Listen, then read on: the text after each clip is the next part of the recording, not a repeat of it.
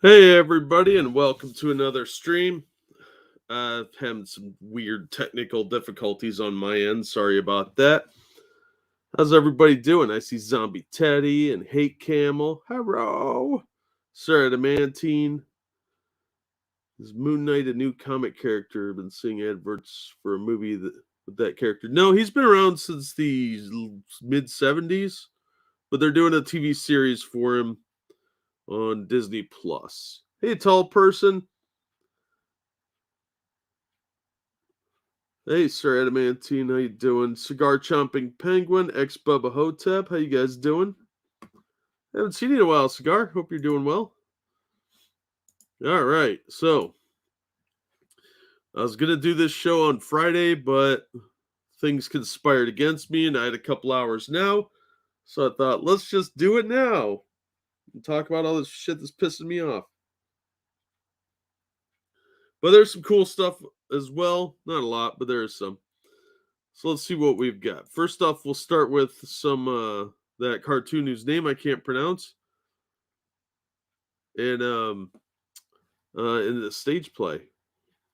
As usual, if the stream drops or if I drop out, just wait a few minutes. I'll be back and talk amongst yourselves. Here's a topic: Krypton.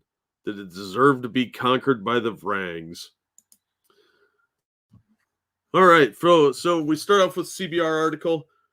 Naruto, My Hero Academia, and Sailor Moon stage plays are going to be streamed globally because that's what you really want to go to the theater for, or to watch in your Netflix account or something, is a stage play, because those aren't better experienced up close and personal. They're going to receive worldwide distribution with their 2.5D musical adaptations. It's not 3D, but it's almost there. It's like discount 3D. According to Japan 2.5D stage play world, Naruto, I don't care if I'm pronouncing these wrong, by the way. I don't give a shit about that stupid little cartoon where the guy runs funny. My Hero Academia and Sailor Moon will receive streaming distribution for their previously released 2.5D musical adaptations starting in December. Naruto and Sailor Moon will both also receive brand new adaptations, with all of them set to stream with subtitles on Japanese streaming service Globe Coding. So here's a little picture of them here. I'm sure that looks cool. I don't know. Sailor Moon one might be kind of hot if they start, scissoring. 2.5D musicals are theater adaptations based on popular Japanese manga, anime, and video games. This style of entertainment was born in Japan and is enjoyed by over 2.5 million people annually. Born in Japan, that's a pretty. I would disagree with that. I don't know what the hell 2.5D is. I guess it's the company, maybe? Well, that's disturbing, tall person, but thanks for sharing. The 2.5 musicals will be available for a 2-month period beginning Friday, December 10th, and lasting until Thursday, February 3rd, 2022. Live spectacle Naruto, My Hero Academia, the Ultra Stage, Pretty Guardian Sailor Moon, the musical, and Pretty Guardian Sailor Moon, the musical, Kayuu's Himi's Beloved, whatever, will be available to stream for entirety of this window, while live spectacle Naruto Tales of something I can't pronounce will only be available to stream Friday, January 7th through February 3rd. And that's Japanese time. So if you're in the States, you got to get the time zone straight. The musicals are accessible only through the purchase of tickets, which give viewers access to the shows for one of 4 2-week periods. Holy crap, that's restrictive. So from Friday, December 10th to Thursday, December 23rd, and then the 24th through January 6th, etc. Tickets, $20 each. Wow, that's expensive. All 5 of these titles will be streamed by Live Viewing Japan Company Limited via Globe Coding during the 2-month period. Fans can expect 4 of the 2.5D musical works to be available come December, with one new work coming in January 22nd. So if this is something you're interested in, there you go. You got to go to Globe Coding, and then you can watch your stupid little animes on a stage play adaptation. So if you're interested, there's the link. I don't know what the target audience for this is, but I'm sure there is one that's over 12. I don't know anything about these shows. I really don't. I'm sorry. I'm gonna poop on your animes for a while because they're silly. Speaking of which, I started to watch Cowboy Bebop before I started this up. Oh my god, that looks terrible. I've seen a lot of sci-fi movies in my life, more than I care to admit. And some movies that before Sci-Fi Channel became a thing, they would have been sci-fi movies. And it looks like a fan film. I've actually seen fan films with better acting. But yeah, so far I'm not impressed. Maybe that's how it's supposed to look, but I'll give it a couple episodes, but I don't know how much time I want to sink into this. The first episode's like an hour long, and I could barely make it 10 minutes in. Second episode and on, it looked like they're about half an hour. I don't think I'm going to make it beyond 2 or 3. Yeah, a live action stage play of an anime. It does seem like a terrible idea, especially when the original format of manga and anime have basically unlimited budgets. You can have all the explosions and space travel and stuff that you want, and then they want to restrict that to a stage play? That's weird. Plus, how do you do that stupid little run? Hey, Gladius. Yeah, I'm just trying to fit stream in somewhere. No, I wasn't expecting to do it either, St. Fugi. Barely watched any anime. I'm not wasting my time watching live action anime, right? Hey, Oki, how you doing? Yeah, some of you guys are up really early. I know a few of you are on the West Coast. Or you're up really late, whatever. So yeah, they're making a stage play out of. I don't know how this is gonna work. I guess maybe Sailor Moon could, but that seems like something you do if the power went out and your kids were bored. Like, make a stage play about your favorite cartoon that you can't watch right now, but so they can amuse themselves for an hour or something. But this seems really dumb and maybe a little gay. Not in the fun homosexual way either. All right, let's jump to the next article. Let's get the sad shit out of the way first. So this is actor Heath Freeman, and he died. He was on Bones and NCIS briefly. Freeman's manager, Joe Mantifor, confirmed his death Tuesday morning. The circumstances are not disclosed. He's only 41, so unless it was like a heart attack or something, that's pretty young. We are truly devastated at the loss of our beloved Heath Freeman, a brilliant human being with an intense and soulful spirit. He leaves us with an indelible imprint in our hearts, Mantifor said in a statement. His life was filled with deep loyalty, affection, and generosity towards his family, friends, and an extraordinary zest for life. I don't like the word zest. That sounds like a soap company. I think it is, actually. But zestfully clean, it's just a weird word. Freeman was extremely proud of his recent film work and was very excited for the next chapter of his career. Well, yeah, most people are. His remarkable legacy as a son, brother, uncle, friend, extraordinarily gifted actor, producer, and consummate cook, and the man with the most infectious and spectacular laugh will live on forever. May his memory be blessed to all who knew him. Freeman played killer Howard Epps on Bones from 2005 to 2007, and Benjamin Frank on NCIS in 2003. A lot of people said things like Shanna Mokler, model who won Miss America New York in 95, wrote, "Heartbroken to hear of the loss of my dear friend Heath Freeman, talented actor, director, producer, outstanding chef, and a solid friend." So, yeah, this is pretty sad, but if you remember him from the show, you may have wanted to know this depressing bit of news. But whenever they don't list a cause of death on these things, I always assume it's either drugs or suicide. Hollywood people, especially. It's usually the drugs. So yeah, this is something that happened.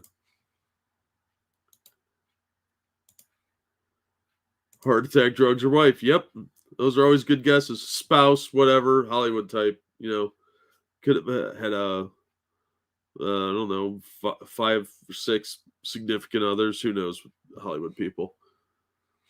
So yeah, that was a bit of a bummer. It's always sad when people die young, and that 41 is pretty young these days. All right, let's talk about Games Workshop being stupid. From Bounding into Comics, Games Workshop issues statements disavowing real-world hate groups who co-opt Warhammer 40k for their own agenda. Yes, don't try and hijack the space fascists for your own personal purposes. Yeah, probably. Sorry, I mentioned you're not wrong. Autoerotic asphyxiation. Hey, Ryan, how you doing, man? I'm doing okay. Just trying to get a stream in. Should have done it yesterday, but you know how that goes. Seemingly apropos of nothing, Warhammer 40k company, Games Workshop, has issued a statement clarifying the nature of the game's Imperium of Man, disavowing real-world hate groups who allegedly view the actions of the faction's philosophies as aspirational rather than satirical. I don't really remember them ever being satirical. It was not meant to be taken literally or anything, but taking to the Warhammer community blog on November 19th, Games Workshop published the Imperium is driven by hate, Warhammer is not. Opening their entry by explaining to players there are no goodies in the Warhammer 40k universe, especially not the Imperium of Man. The Imperium of Man stands as a cautionary tale of what could happen should the very worst of humanity's lust for power, extreme, unyielding xenophobia set in. Games Workshop continued. Like so many aspects of Warhammer 40,000, the Imperium of Man is satirical. It's not really satirical, it's more ripped off from the book Starship Troopers. And they always have tried to distance themselves from that because that's where they got the idea from. And it was never very subtle, especially in the beginning. Now they're trying to say satirical. That's not what satirical means. It may be a cautionary tale, but it doesn't have to be satirical. That's stupid. There's no comedy in any of those books that I have ever seen. Games Workshop then provided a definition of satire for its player, detailing how satire is the use of humor, irony, or exaggeration. Oh, they're relying on the last half of that. Okay. It's not really ironic either. They're space fascists. You don't have to try and apologize for it. Stop being a bunch of whiny little bitches. Displaying people's vices or a system of flaws of scorn, derision, and ridicule. Before noting, something doesn't have to be wacky or laugh out loud funny to be satire. No, but it has to be obvious satire. And there's no obviousness to this satire. And it's never been described that way that I've ever seen before. The derision is in the setting's amplification of a tyrannical genocidal regime turned up to 11. The Imperium is not an aspirational state outside of an in-universe perspective of those who are slaves to its systems. It's a monstrous civilization, and its monstrousness is plain for all to see. Yes, but its monstrousness doesn't have to be satire. It could be monstrous for the sake of being monstrous. In-universe, it makes sense. And just because outside groups are trying to appropriate that as some sort of aspirational thing in your eyes does not mean you get to classify this as satire. That's stupid. Stop apologizing for everything. It's fucking lame. With these details in mind, the company then turned to the alleged issue of how real-world hate groups and adherents of historical ideologies better left in the past sometimes speak to claim intellectual properties for their own enjoyment and to co-opt them for their own agendas. We've said it before, but a reminder about what we believe in, Games Workshop declared. We believe in and support a community united by shared values of mutual kindness and respect. Oh, you mean like the Imperium has a mutual kindness and respect for other humans of all stripes? Interesting. Our fantasy settings are grim and dark, but that is not a reflection of who we are or how we feel the real world should be. And why would anyone think it was, you fucking idiots? We will never accept nor condone any form of prejudice, hatred, or abuse in our company or in the Warhammer hobby. Nobody thinks you do, you dumb shits. I hate how this fucking page always has pop-ups. Uh, Bounding into comics is quickly becoming bleeding cool. Satire has gotten harder as the world's horrendous, stupider. Yeah, you're not wrong. Oh, it's Monkey. Hey, Monkey. Our God Emperor will not be corrupted, right? Yeah, sorry, chat. Can't read you. And look at this. The Imperium is the only thing keeping the creatures of the warp. Yeah, the story is that aliens are invading from the warp, and the Imperium revolves around the God Emperor because it solidifies people behind religion, and it gives them a common cause. That's a survival thing. It's got nothing to do with the real world, and people conflating the two. It seems to be a more common problem is that some people can't separate fantasy from reality. This is not a real thing that's happening. We are not forming a giant imperium to go fight space monsters from another dimension. That's not a thing that's happening, and probably never will happen in this way. So it's kind of dumb to say, "Hey, we don't approve of people using our space fascists to become real fascists." No, duh, dipshit. It's not real. Hey, Becca, how you doing? Yeah, it's literally unrealistic. Exactly. X Bubba. Yep. GW's going bonkers since a lot of the founders have left and now run by profit-minded people and crazies who want to turn into something else. Yeah, they've gone way downhill. Their quality is down too. They used to have metal minis and now it's all plastic shit for the same price. It's really pathetic. We won't let you at this point, as their post drew to a close, Game Workshop announced if you come across a Games Workshop event or store and behave to the contrary, including wearing the symbols of real-world hate groups, you'll be asked to leave. You mean like the Iron Cross that some of your minis have? Interesting. We won't let you participate, the ultimately concluded. We don't want your money. We don't want you in the Warhammer community. No wonder you're dying. As a result, it's not clear what specific events, if any, prompted this. No, somebody whined on Twitter, like always. That's what happened. And they used a lot of fascist imagery early on, or what is considered fascist imagery. The Iron Cross really existed way before the Nazis. And it's even right here. There's an Iron Cross right there. But the idea is largely based around an authoritarian, totalitarian group like the fascists that inspired the book Starship Troopers.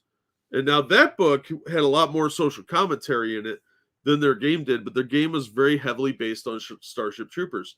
And they've even been challenged on this several times. So they can't really get away from the fact that the Tyranids and the Space Marines are largely inspired by the book Starship Troopers. And they've liberated a lot of other things over the years, too. I'm surprised they're still around, quite frankly, because their minis are so expensive. Like, when Mutant Chronicles came out, that game was really, really good, actually, as far as cost goes, because they were really cheap for really good minis. Yeah, they didn't have as much flexibility with posing or anything, but Games Workshop didn't have a lot of that back then either. So I'm kind of surprised that they're still able to charge $50-$60 for 6 plastic minis when you used to be able to get a couple of really good solid pewter minis from another company for way less money.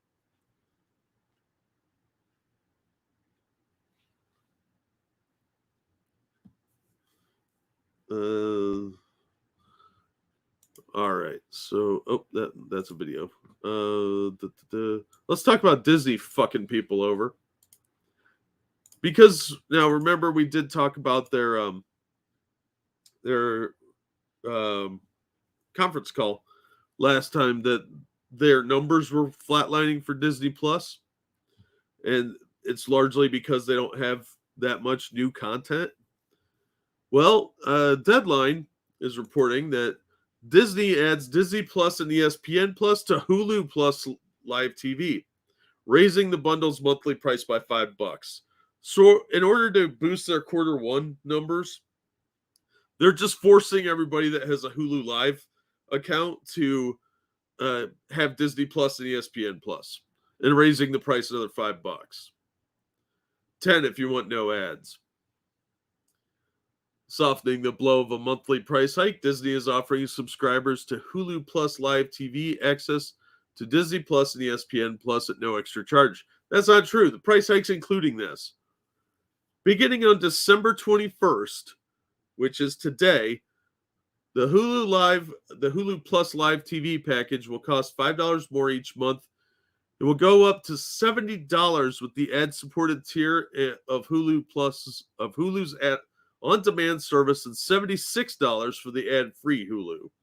Notifications to subscribers have just gone out this morning. This is from the 19th. So they give you a 2-day notice. They're jacking your price up by another $5 or $6. The new bundle builds on success the company has had with its combined offering of Disney Plus, ESPN Plus, and on-demand Hulu. Is that really what's going on here? Because that doesn't seem like that's what's going on here. That trio was announced in the mid-2019, just before the record-setting launch of Disney Plus, and has helped ESPN Plus and Hulu to continue consistent growth. Including both the live package and the on-demand service, Hulu has 43.8 million subscribers as of October 3rd, 4 million of those on Hulu Plus Live TV. The 4-year-old Hulu Plus Live TV now ranks as the 5th largest pay TV operator in the U.S. It offers 75 live TV. Oh, this is a commercial. I don't fucking care. They just increased the price of the Hulu last year, and it seems like they're steadily increasing this price. $75. I can get basic cable for that, and my internet, because my internet's like $70 a month. But you want to pay $76 for ad-free Hulu Plus Live TV? What a waste of money.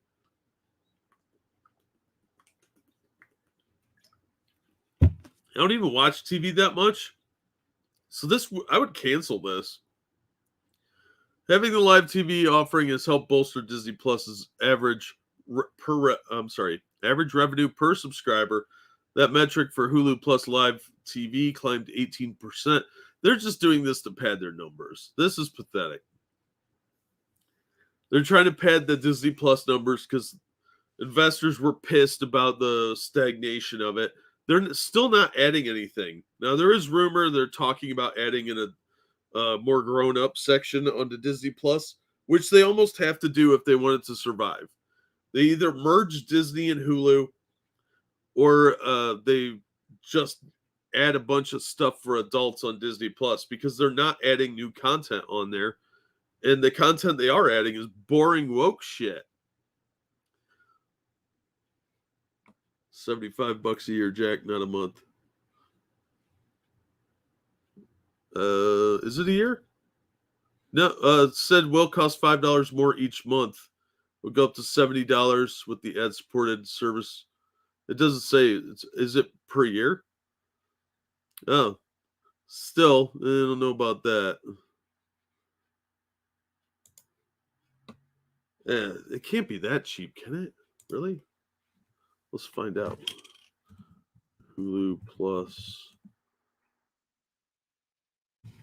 Live TV.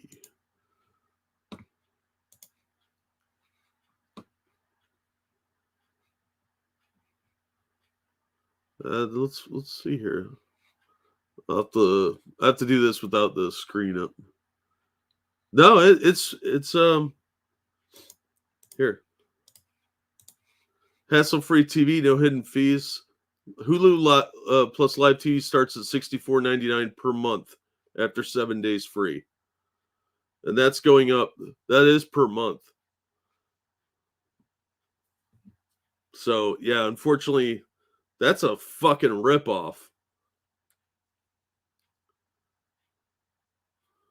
So, $70 a month, man. I could get cable for that. And I would watch it even just as much, which would be not at all. Hey, Evil Ferret, how you doing? Yeah, Verizon seems to be the best way to do this if you're going to do it. So, $70. This is going up about $10 because it's gonna be 76 for the Hulu plus live TV with no ads. If you're willing to sit through the ads, it's only 70. So it's a fucking scam. Yeah, it really is, Ryan. I couldn't afford that. I can barely afford my cable bill half the time, or my internet. That's why I don't have cable, because I don't fucking watch TV.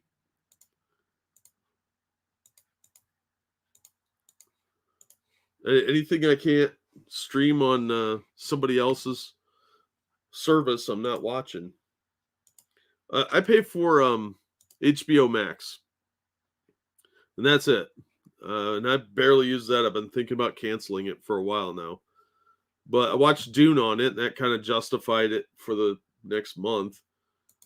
But I'm not giving fucking Disney that much money for a shitty service. A couple friends of mine have Hulu, and they're not that impressed. If you watch a lot of TV, I guess, but a fucking waste of time. December 21st, it goes up. That's 4 days before Christmas, forcing parents to keep it for the kids. Yeah, absolutely. Yeah, it's a scam. I only use Hulu. I'm not paying for live TV on top of that. Just the Hulu without ads is only like $11 a month. That's not too bad. $11 a month. That's not bad. But how many of these services are people going to get? Eventually, some of these are going to collapse. There's just too many. You got Hulu, you got Disney Plus, which you can combine, obviously. You've got Netflix, you got HBO Max, you got Paramount. You're gonna have the Warner/Discovery one, which I guess is going to be part of HBO Max. They haven't really officially declared that. Yeah, it's nothing but reruns and commercials. You're not wrong, Twisted.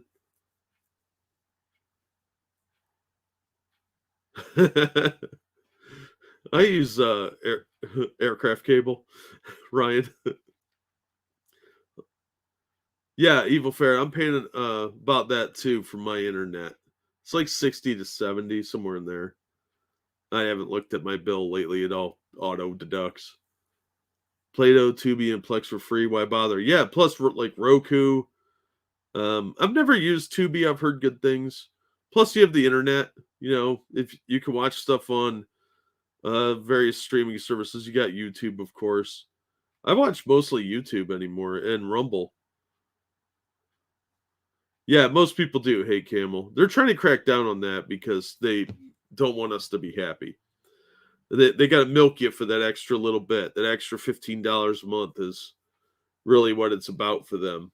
And Netflix fucking sucks. Like I said, I tried watching that Cowboy Bebop, and holy shit, that was that's going to be painful.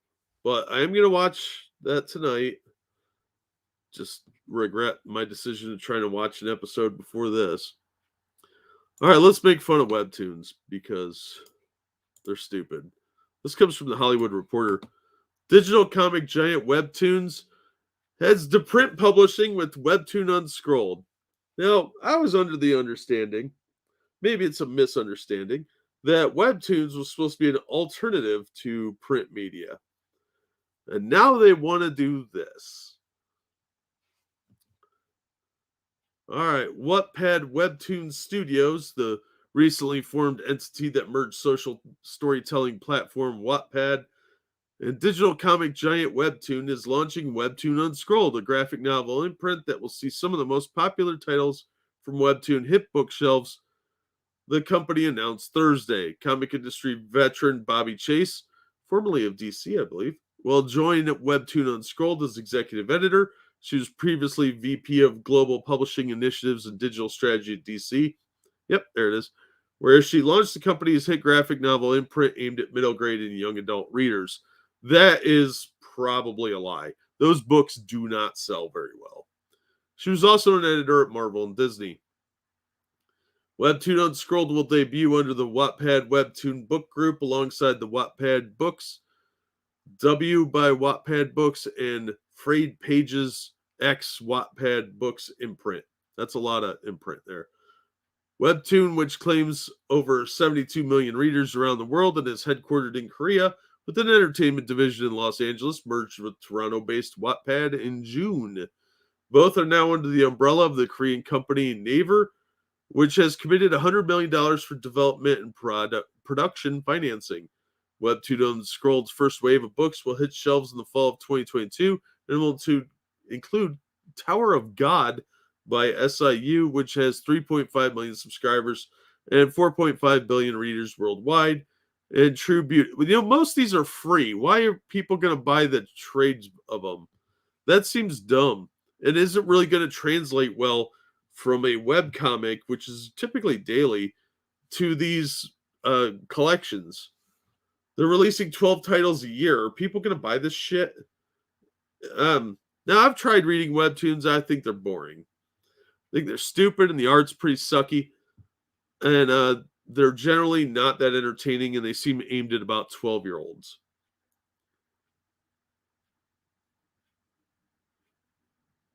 That's not bad, Twisted. Actually, considering you're in the mountains, yeah. Fuck the trees, I guess, right? Need to buy a new headset? Oh, that's not cool.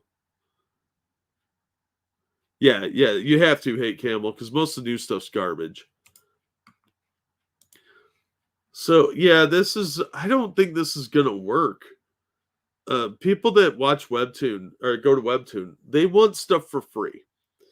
And they demand it more often than not. There's a very big sense of entitlement in the web comic community for free stuff. Like there's really no money in it either if you're not one of the bigger people.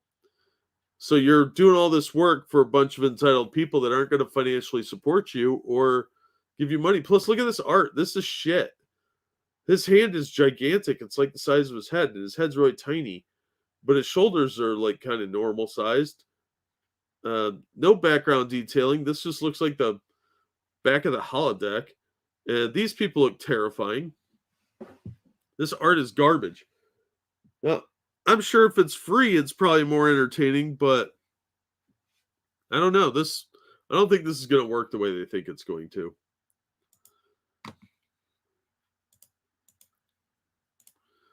So Webtoon's flushing a bunch of money down the toilet from the look of it. They'll probably sell some, they'll call it a success, and then quietly close it down after a year or two.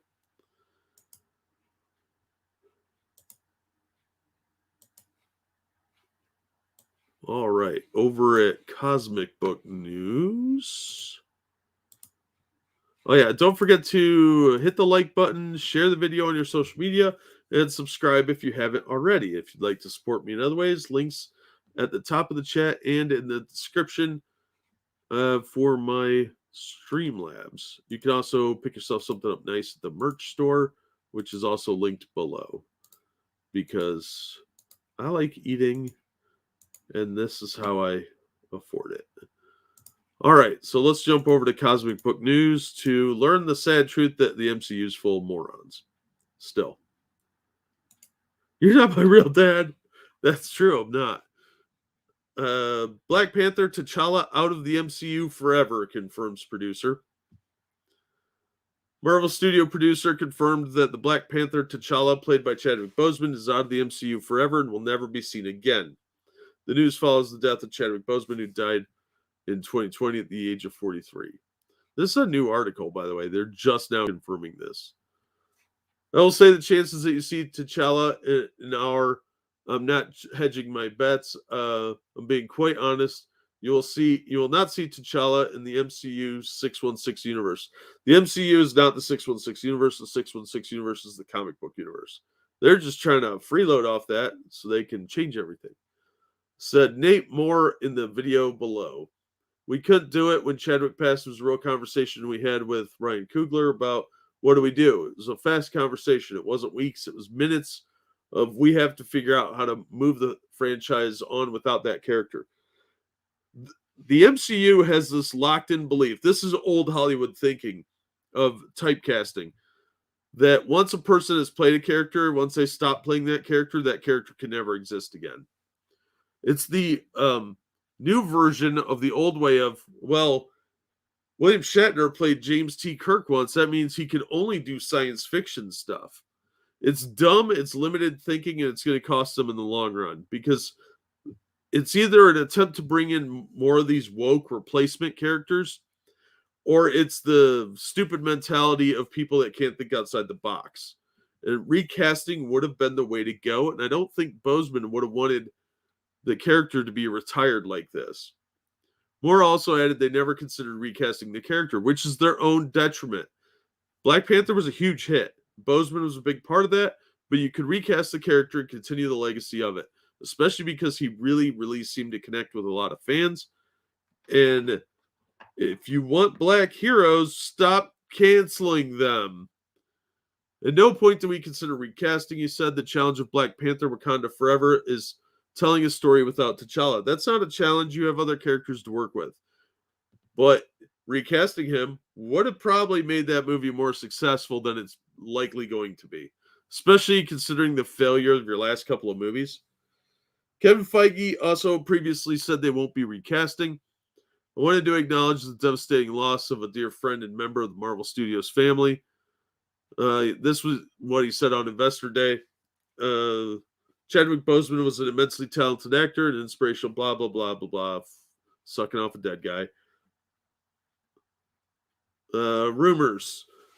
Just how do they tell the story without Chadwick Boseman and T'Challa remains to be seen, but leaks have offered Black Panther Wakanda Forever will feature the body of T'Challa. That's fucking disturbing. Rumors have also offered that T'Challa might be killed off screens at the hands of Namor's minions, which sparked a feud between Namor and Atlantis, and Wakanda and whoever is either in charge or the new Black Panther. They're probably going to turn Shuri into the new Black Panther, which is dumb and lazy. Initial rumors that have offered Letitia Wright will become the new Black Panther along with Winston Duke's M'Baku. So that could mean 2 Black Panthers in the sequel. That's dumb. There's only supposed to be 1 Black Panther, and he's supposed to be the king.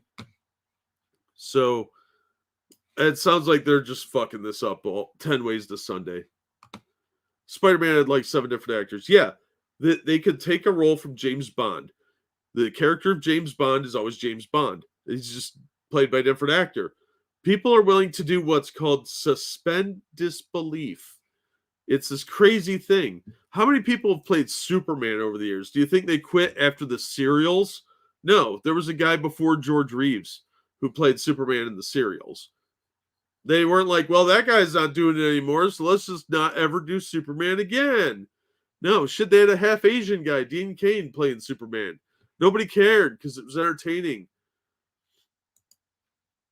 Everything woke turns to shit. Some guy that used to be on Twitter. That is one of the greatest lines. Just very straight to the point. He's not wrong. So they're fucking up the Black Panther franchise. A C-level character that they turned into an A-level megastar. And they're like, well, the actor died. Time to fuck that all up.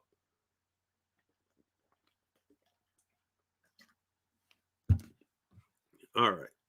Let's see here. Let's talk about Marvel creators being dumb shits. They will just race gender swap a female redhead to replace him. You know that will happen. Search your feelings. No, they never replace black people with redheads. That's not a thing that happens. I'm sorry. Now, if he had been redheaded, that would have been the case. Hey, random, kind of early or really late. Which is it, do you think, huh? Hey, old guy. I'm doing well. How are you doing? Another circumnavigation of SOL for me. Oh, I'm sorry. Well, hang in there, man. Things are bound to move at some point. All right. This comes from Bounding. Marvel creator Dylan Park says, burn that MFer to the ground in commentary on Kyle Rittenhouse trial. I don't know why comic creators talk on social media. Their sales just go down more and more as they do that. And Phil Jimenez was on Twitter earlier about that, and he seemed to not really know anything about the trial at all. Marvel creator Dylan Park appeared to call for the burning of Kenosha, Wisconsin, in a now deleted tweet as part of his ongoing thread discussing the Kyle Rittenhouse trial. Park began his thread sharing a video of Rittenhouse crying after he took the stand to testify as part of his self-defense case. Park wrote, white privilege is illegally carrying a weapon to an event with the intent to use it, murdering 2 people, and then getting up on the stand and crying about being the victim. And of course, he'll be acquitted. Well, acquitted means he didn't do it illegally, dum-dum. Yep, here's the tweet. He continued the thread writing, top 5 most punchable faces I've ever seen. Next, he accused Judge Bruce Schroeder of being a member of the Ku Klux Klan, tweeting, I would not be surprised in the least if this judge had white robes in his closet too. That sounds slanderous, or libelous in this case. He continued to criticize Judge Schroeder, writing, the defense attorney doesn't even have to do anything because the judge is shutting down the prosecution every chance he gets. Yeah, by following that stupid law thing. Oh my gosh. What a scumbag. Fucking asshole. Continuing, he tweeted, the judge has cited ignorania juris non excusant, or ignorance of the law is no excuse, as a reason to stop the prosecutor from asking Rittenhouse's knowledge of the law, which makes 0 sense. Unless you're a lawyer or followed the law or seen Law and Order episodes.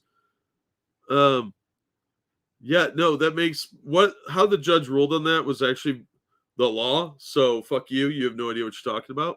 Dylan Park's clearly an idiot. Next, he wrote, the judge is screaming at the prosecutor. This trial is over. Well, he's screaming at the prosecutor because the prosecutor violated his civil rights. Violated his Fifth Amendment right to remain silent. The prosecutor posted photos of Rittenhouse holding an AR-15 with the caption, I'm just trying to be famous. Then he had Rittenhouse cornered in another lie, so of course the judge pressed pause and kicked the jury out of the room and screamed at the prosecutor again. Again, this was stuff that was already ruled on, idiot. If you had watched the trial, you'd know that. The full trial, not just the CNN excerpts. He then shared 3 screenshots of the headlines and captioned them, LOL. The first headline reads, men shot by Rittenhouse can't be victim during trial, but rioters and looters are okay, judge rules. That was actually accurate. The second one, Kyle Rittenhouse judge passes trial to rant against media, or pauses trial. Well, everybody gets frustrated when they're lied about by the media. Kyle Rittenhouse judge spotted reading cookie catalog during trial, prompting theories. He's ordering cookies from some kid. Who cares? It's one of those catalogs that your kid brings home from school for like band boosters and dumb shit like that. Next, he shared a video of Judge Schroeder lecturing prosecutor Thomas Binger regarding his questioning of Kyle Rittenhouse's Fifth Amendment rights. He wrote, here's the video of that judge absolutely losing his shit. Yeah, the judge was right to do that, you dumb fuck. He then shared another video of the judge dismissing the weapons charge against Kyle Rittenhouse. Yeah, because that's the law. You don't get to just charge people willy-nilly. I don't know where these people get their knowledge of legal stuff from.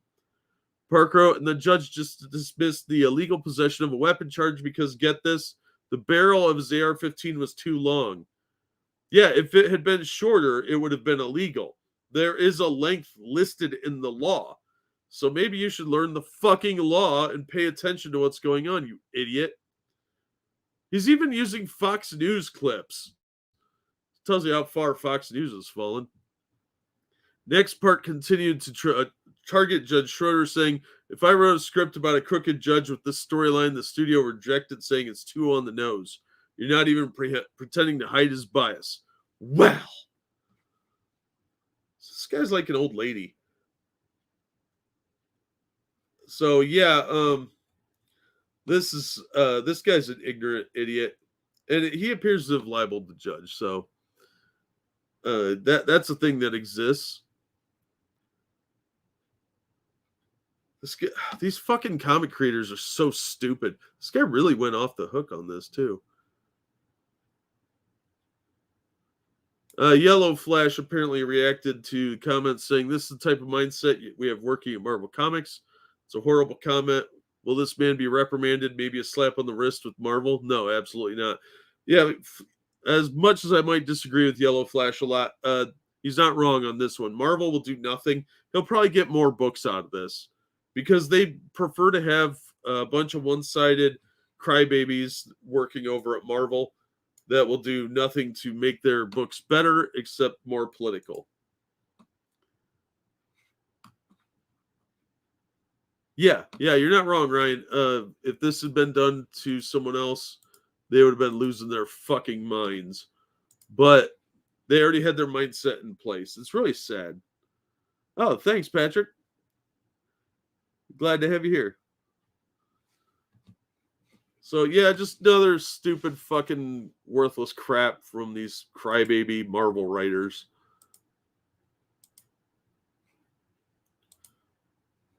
All right, let's see what we got next. Let's talk about something that might be interesting.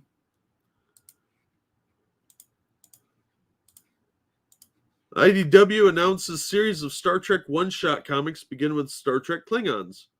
And they're the bumpy-headed Klingons, not the ones from Discovery. IDW Publishing announced a series of upcoming Star Trek extra-long one-shot comics, beginning with Klingons. That covers okay. His forehead looks like one of those like Mad Magazine fold-ins, if you're old enough to remember those. The first one-shot will be written by Jackson Lansing and Colin Kelly, who previously helmed Star Trek Year 5 series. The early Star Trek Year 5 stuff was really good. I quit reading after that weird Fishman story, but Jackson Lansing is a pretty good writer. They're joined by Star Trek Klingons they're joined on it by artist Timothy Green II, who previously worked on Animal Man and Star-Lord. As for the story, it will relate the legend of Capeless the Unforgettable, the greatest warrior of the Klingon Empire, from the death of his coward brother Morath to his victory at Three Turn Bridge. That could be interesting. I was in large part raised by Star Trek, and no culture helped me come to terms with my masculinity, my anger, my personal code of honor more than the Klingons, Lansing said. So when I tell you the only thing more exciting to me than taking the Enterprise crew on their final journey in Star Trek Year 5 is getting to show the man behind the myth of Capeless the Unforgettable, you can believe it. The Klingon people provide a rich counterpoint to the Federation. They present a lifestyle that is loud and fearless, but also incredibly egalitarian and fair. No matter who you are, respect is earned, not given, says Kelly. He adds, we are pitching this story since before we'd ever been hired to write Star Trek. We never in a million years thought it would be a story we actually got to bring to life with an artist of the caliber of Timothy Green II, whose detailed, beautiful work owes so much to the great Japanese tradition. There will be a saga worthy of Capeless. Well, we'll find out about that, won't we? Following Klingons, which debuts in February 2022, IDW will be publishing Star Trek Ferengi in April. We all know who the Ferengi are. They're going to only do 2 covers, I guess, for Klingons, from what it's saying. There are subsequent one-shots featuring various races of Star Trek that are planned from other articles I've read on this. So this could be pretty cool. I do like some of the Star Trek stuff they've done. Star Trek Transformers was surprisingly fun.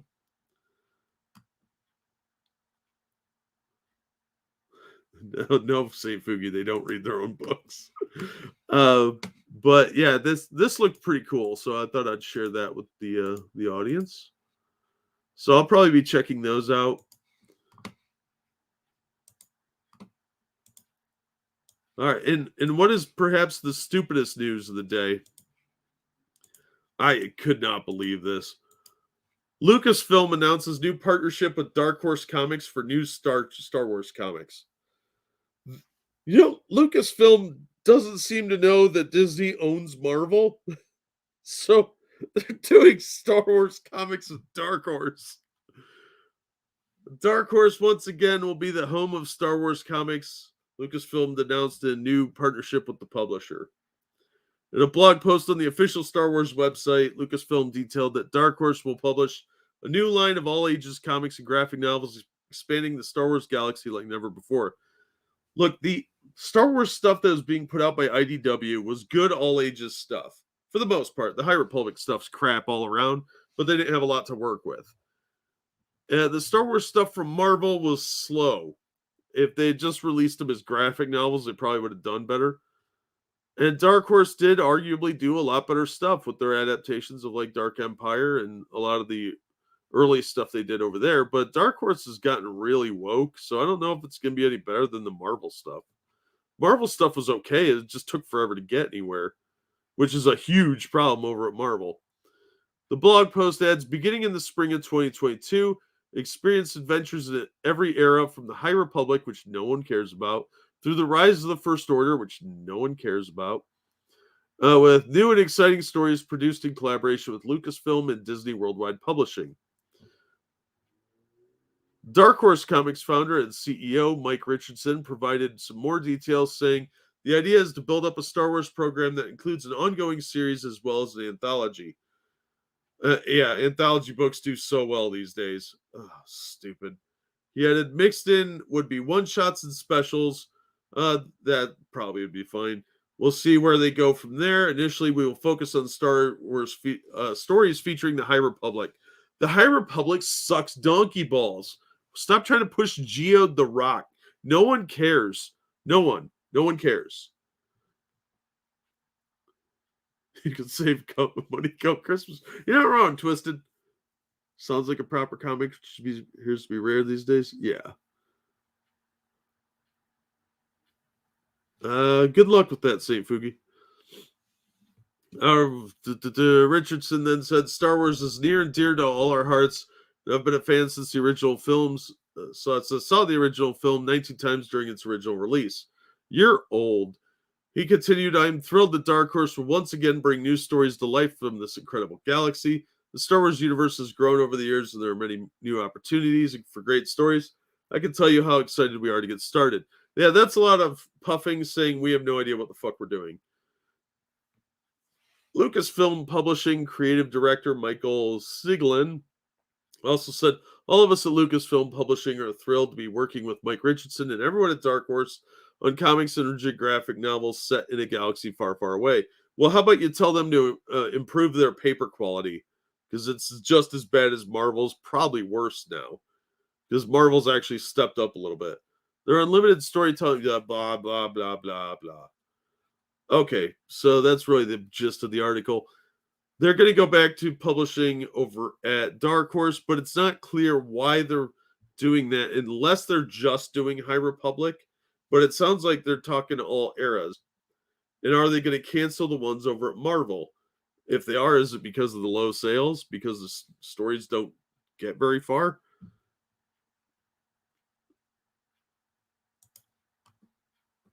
I'll never let it go.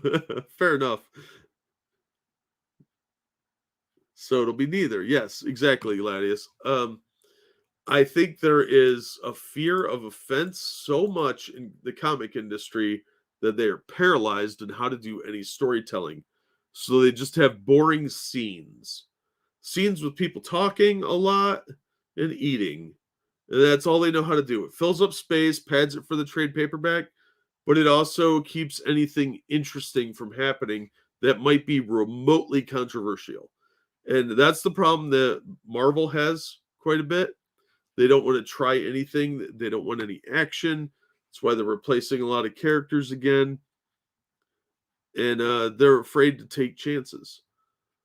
And the fact that Lucasfilm is running this over to Dark Horse when they could be doing it at Marvel makes no sense to me unless they have zero faith in Marvel, or maybe Marvel's in more trouble than we all think, which would surprise me.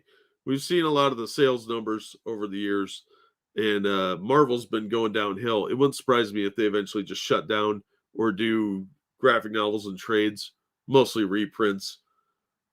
That would not surprise me with either of the big two at this point. I'm expecting it from DC the way they've been going. They're going to get shut down. Do they think publishing under the name of a different publisher will fool people into thinking new and better? Yes, that's exactly what they think. They think we're all stupid. Dark Horse really does need that, though. They do need that influx of new readership because when they lost the licenses of the Fox properties like Predator and Alien, that really crippled a lot of their stuff. Those were their best-selling things for the most part. Now they have Hellboy and maybe Terminator. I don't even know if they still have Terminator, but their last couple Terminator miniseries weren't very good. That Sector Wars was terrible.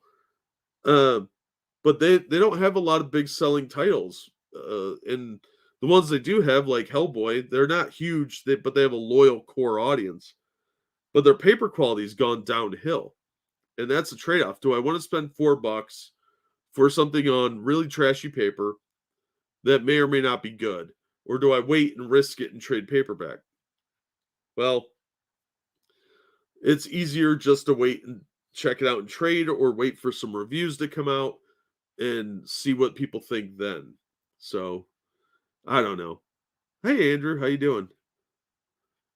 Oh, have a good one, man. Thanks for coming out. Think Publishing read that one. All right, let's talk about some more swapping. DC is really on the fast track to doing what Marvel did back in 2015 through 2017 with replacements, and this new one's no different. DC is set to replace Billy Batson with Mary Marvel in the new Champion of Shazam series. Now, I like Mary Marvel as her own character, but this is probably going to be more feminism bullshit. It looks like DC is set to replace Billy Batson with a new Champion of Shazam. As a new solicit for the upcoming series of the same name has revealed, the publisher's plans to elevate his sister to the role of Earth's mightiest mortal. Shocker, they're replacing the white guy. Although it is shocking, it's a redhead this time. An exclusive preview for the new ongoing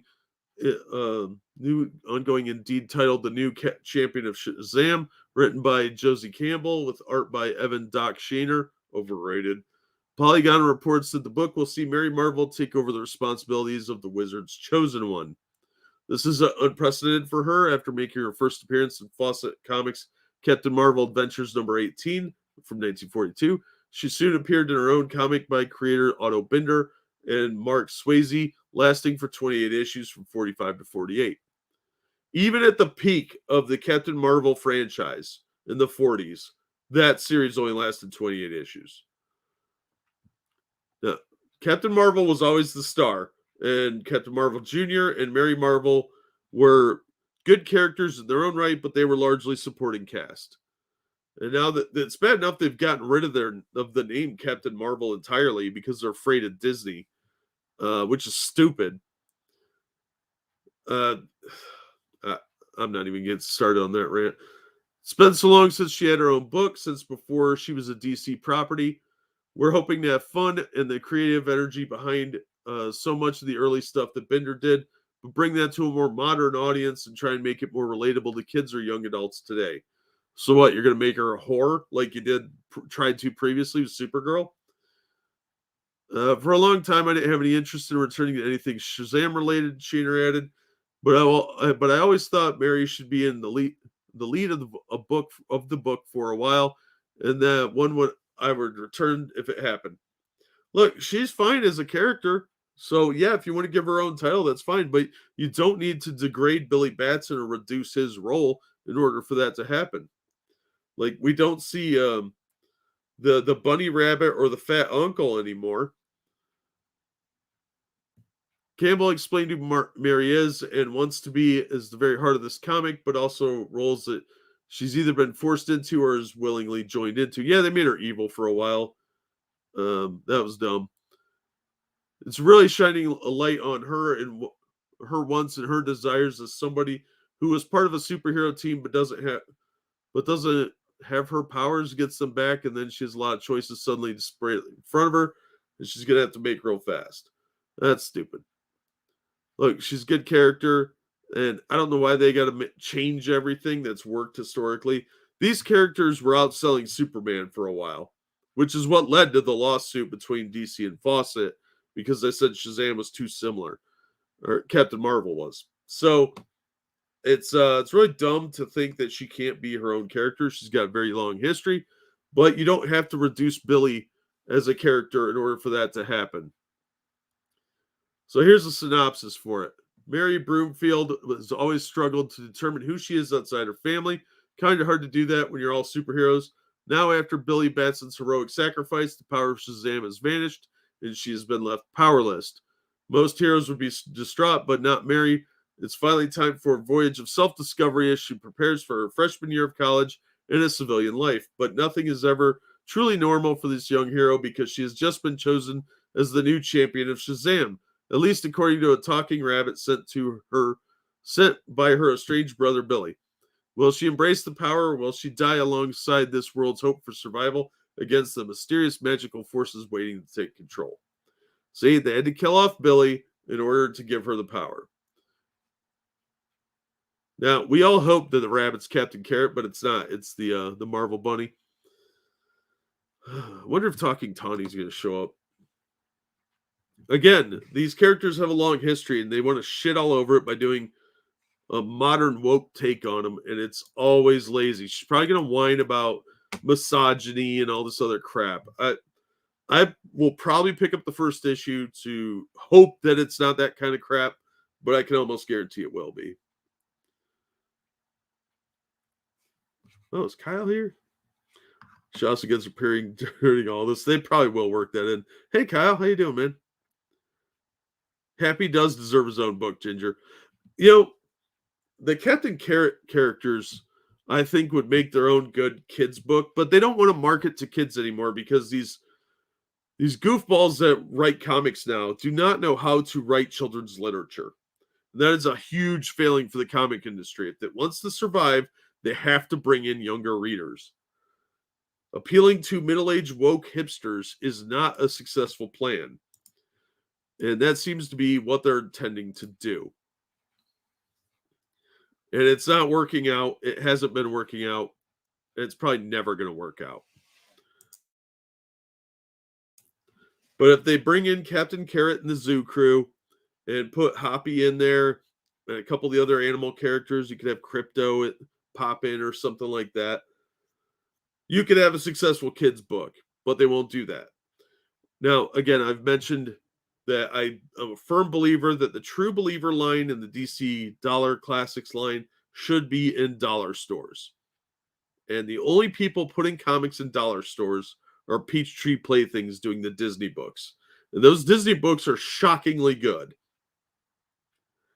So I hope they continue doing that, but I don't think the big two have the common sense to even try and think outside of the box. They're locked into this mentality of the direct market, and it has been failing, especially for the past couple years.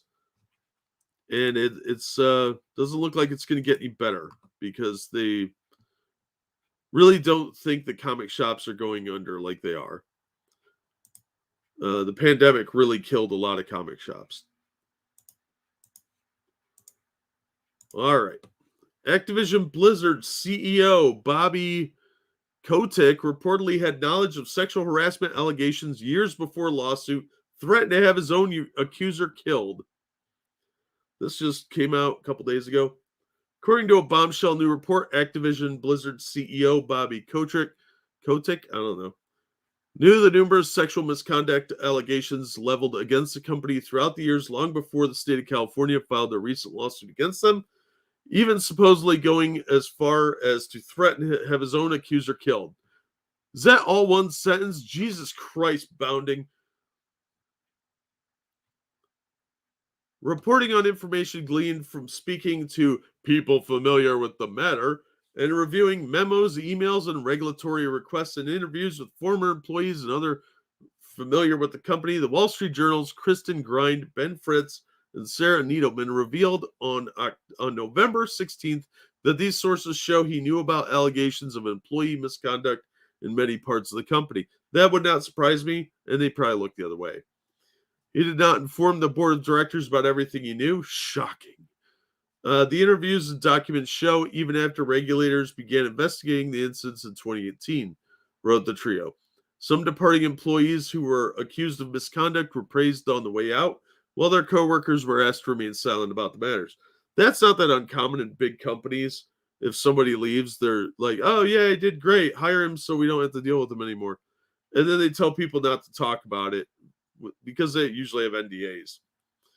The Wall Street Journal's article also touched on Jennifer O'Neill, the co-head of Activision Blizzard, who herself recently left the company. That's not a good sentence.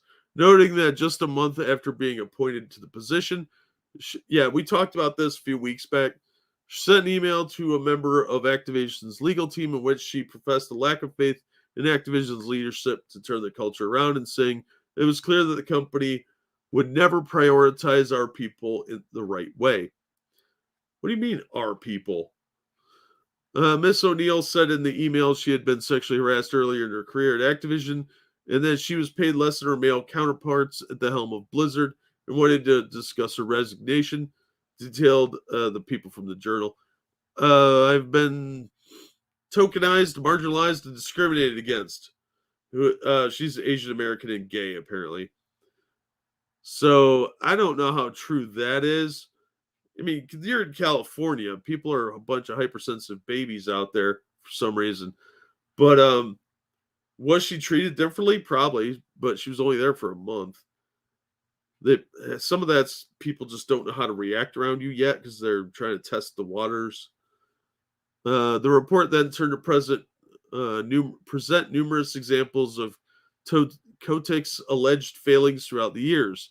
They included personally interviewing in the firing of Treyarch, Call of Duty co-head Dan Bunting, after it was recommended that he be let go following an investigation into sexual harassment allegations made against him, choosing not to inform the board that Sledgehammer Games supervisor Javier Panameno had been accused of really forcible no-no touching, and giving Sledgehammer Games employee Edward Roherick 2 weeks paid leave and allowed to remain at the company after he was accused of misconduct.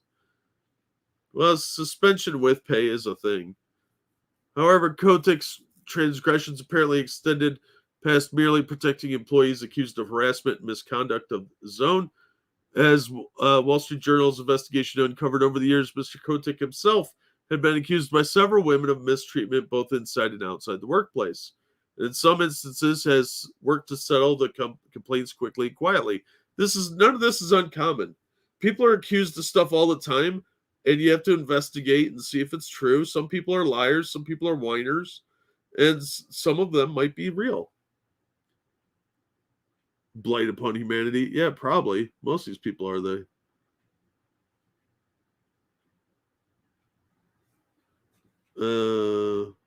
You guys are talking about messages or something? I don't know what that's about. No felonies in chat. You guys know the rules.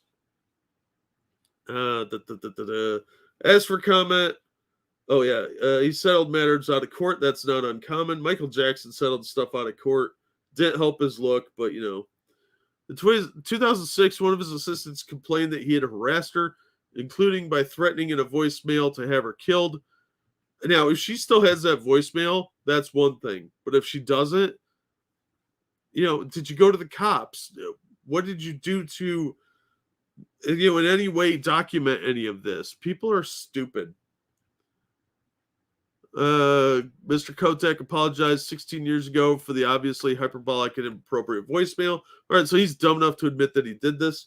He deeply regrets the exaggeration and tone in his voicemail to this day. Well, don't do dumb shit like that when you're in charge of a company. Okay, little pro tip from your Uncle Jack. You know, there's a time and a place for making stupid comments. It's when you're drunk in a bar in college, not when you're a CEO of a business. In 2007, Kotick was sued by a flight attendant on his private jet who alleged that the Activision Blizzard had fired her after she complained to the plane's co-owner that she'd been harassed by the pilot, allegedly telling her and her legal team, "I'm going to destroy you." Apparently, he's got a history of saying dumb shit. The claim was the spokesman denied. The matter was settled out of court in 2008 with him paying $200,000. Holy shit. The CEO could have fired her in retaliation for complaining because she never complained directly to him. It sounds like it was probably retaliatory. So, yeah, but $200,000, that's a pretty big settlement. Remember the employees did stage a walkout a few days ago. I think we talked about that. I don't remember. Ahead of the protest, Kotick told the company in an internal video message, "There's an article today that paints an inaccurate, misleading video of our company, of me personally and my leadership." Yeah, maybe, but these things do add up after a while.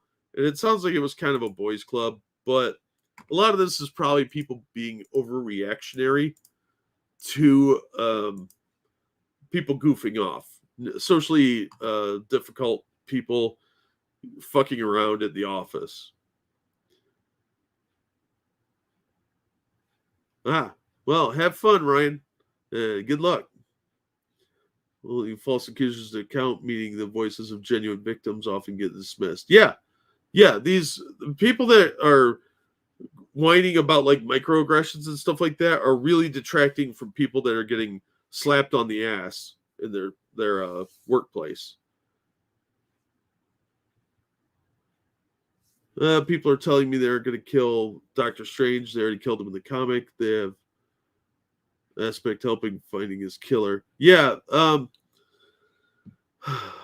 yeah, it's sad. I know, Becca. It's shocking. They're probably going to kill off Doctor Strange and replace him with someone else. I don't know if the movies will do it right away. They might just stop hiring the actor because remember, once the actor's not doing it anymore, that character just magically dies. They have to destroy them that way. But it wouldn't surprise me if they do kill him off. They're killing him in the comic because they got to make Captain Mary Sue more powerful. So she's going to take over as Sorcerer Supreme because apparently you just walk into that role. You don't need to train or to be good at anything.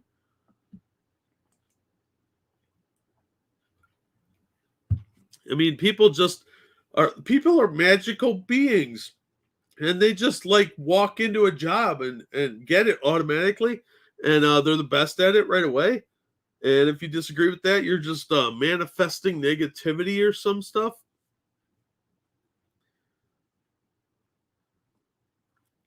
Yeah, Gladys, I have seen people make weird claims like that. Yeah, Iron Fist did go woke. They got rid of Danny Rand and they're replacing him with an Asian because only Asians can do martial arts.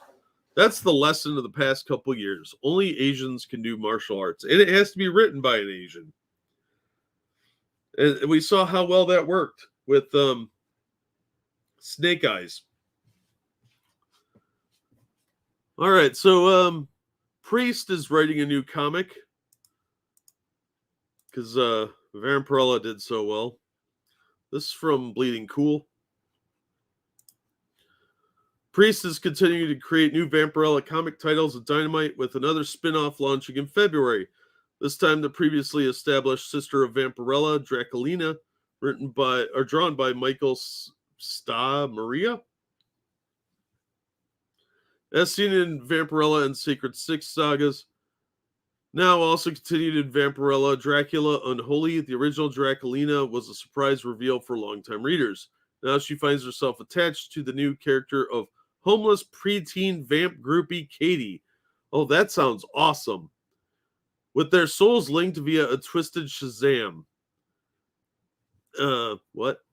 With her new presence on Earth, Daculina is going by the alias River East and playing part of a high-profile socialite celebrity, all while her machinations of an evil agenda of retribution near its kickoff.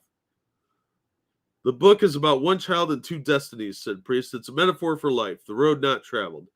Every day makes us. Every day, each of us makes choices that lead to varying consequences, which affect our reality. I don't think you could change reality that way. This is what we are seeing here: Lilith's choices splitting reality and the consequences that brings. Will there be two unique and headstrong women, one young and one much, much older, be able to both survive through Daculina's devilish plans, and will their connection reveal the truth to each other? Sounds annoying. I might pick up the first issue, but after reading what Priest did with Vampirella, I was really bored. But the character looks really cool. Like, that's a pretty cool picture. But this whole thing of like, oh, we have to have what's the obsession with like teenage girls? Like, you can't just have a vampire running around being badass. You gotta attach it to a teenage girl. That art sucks. Fucking shit anime art. I'm swearing a lot today.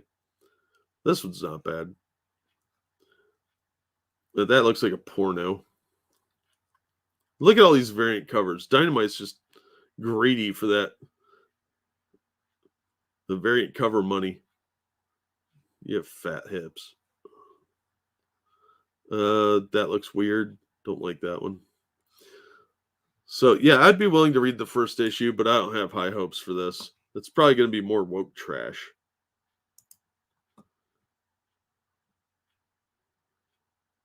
Yeah, you're not wrong, BG. But they will change the definitions to suit their biases.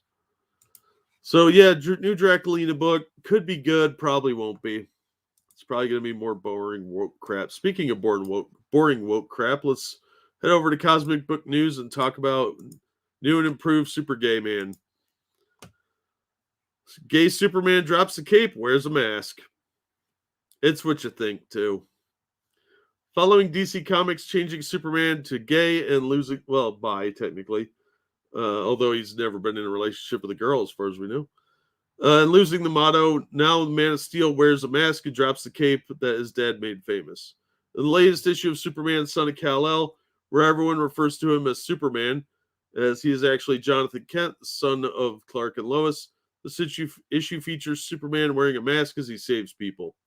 Even though Superman is immune, he's still wearing a mask, but ironically, they also show Superman getting sick, as apparently this Superman is losing control of his powers, which I don't think is related to the Coof. How odd that it would be for Superman to get sick from something named after the sun. But I suppose wearing a mask makes lowly humans feel better about themselves around the Man of Steel. Gotta protect those feelings. Yeah, there he is wearing a fucking mask. He's Superman. We're not. I don't think anybody would be like, why Superman needs to put on a mask for something he's immune to.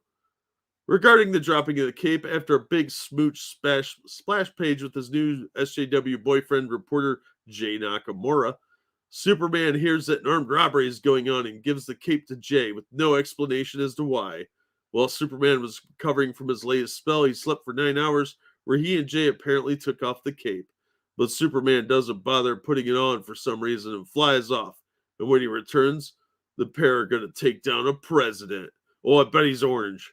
Worth mentioning is DC Comics is apparently going to kill the real Superman. We talked about that last week. That is likely going to happen. So here he is wearing a mask. You don't look so good. That's because his powers are acting up, not because of the Coof. But he's wearing a mask even though he's immune. That's so dumb. I have to go. Seriously?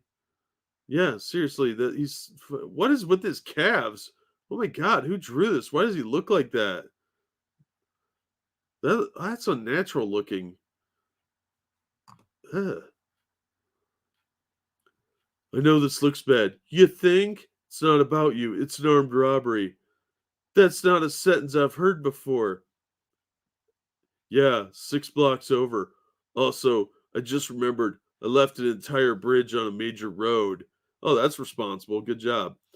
Here, take this. I'll be back for it soon, I promise. Okay, and then we'll start to plot against Bendix. Sure, plotting against the president with you sounds good. Oh, yeah, insurrection maybe? Where were you on January 6th, Superboy? Oh, God, that's terrible writing. There's the Pride logo on it.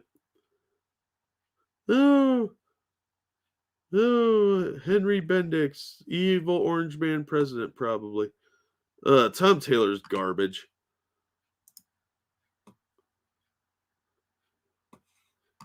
Superman with an AIDS scare. This, I don't know what DC is doing, but they're replacing all the main characters and replacing them with lazy characters with hand-me-down mantles. It's pathetic. DC's trying to go out of business. All right, let's talk about some games. I like games. If my pages will ever load. Let's talk about HeroQuest, because this is cool. You guys remember HeroQuest? Anybody old enough to remember that? All right, so HeroQuest is coming back. This is from Dicebreaker. HeroQuest returns to shops next month for the first time in almost 30 years. This is after a successful crowdfunder, which raised $3.7 million. And I'm actually pretty excited about this. I hope it's more of a direct copy. It was originally released in 1989. It was for 2 to 5 players. Really easy to play. Classic dungeon crawling board game. HeroQuest is returning. The new edition of the seminal fantasy adventure game, first released in 1989, is a collaborative between board game giant Milton Bradley and Warhammer maker Games Workshop. Before being discontinued in the mid-90s, was relaunched last year via publisher Hasbro's own crowdfunding platform HasLab. The campaign raised $3.7 million for the game's $100 base edition and $150 bundle, which included Return of the Witch Lord and Keller's Keep expansions. I wish I hadn't missed this, but I don't follow HasLabs, which I probably should since I run an unboxing channel. The relaunched HeroQuest is almost a completely faithful remake of the 1989 original, albeit revised to remove references to Game Workshop's Warhammer Fantasy Universe. The game's quests, artwork, and 65 plus miniatures have also been retooled, introducing female characters to the previously all-male party adventurers. In HeroQuest, one player controls the dungeon master-like Zargon, known as Morcar in the UK, pitting their monsters against up to 4 players who must explore the dungeon in search of treasure and quests. 14 different quests are included in the box with the ability for players to create their own custom scenarios. The game is notable for its iconic pieces of 3D scenery, which players use to build the dungeon. Why are people calling me? I'm busy, phone. Sorry about that. The retail edition of HeroQuest will cost $125.99 and will release in December, following the arrival of the crowdfunded edition with the backers this month. Hasbro has not confirmed whether the 2 expansions or additional quests and characters offered as part of the campaign mythic tier will see a release. Hopefully they do. I really want to see this because I would absolutely buy this. $100 is really expensive, but my copy of HeroQuest got stolen a long time ago, and I've only got the board, which I had an extra of stored somewhere else. And it's a great game. It was a lot of fun to play. It was a great way to get people into playing like D&D, because if they like playing this, they would enjoy playing D&D. And the minis really added to it quite a bit and got people into it. So I'm really excited to see this, and I'm bummed I missed out on this, but hopefully I'll be able to track a copy down in the store and get it. So this looks pretty freaking awesome. So look for that next month if you're interested in playing an old-time great dungeon crawler.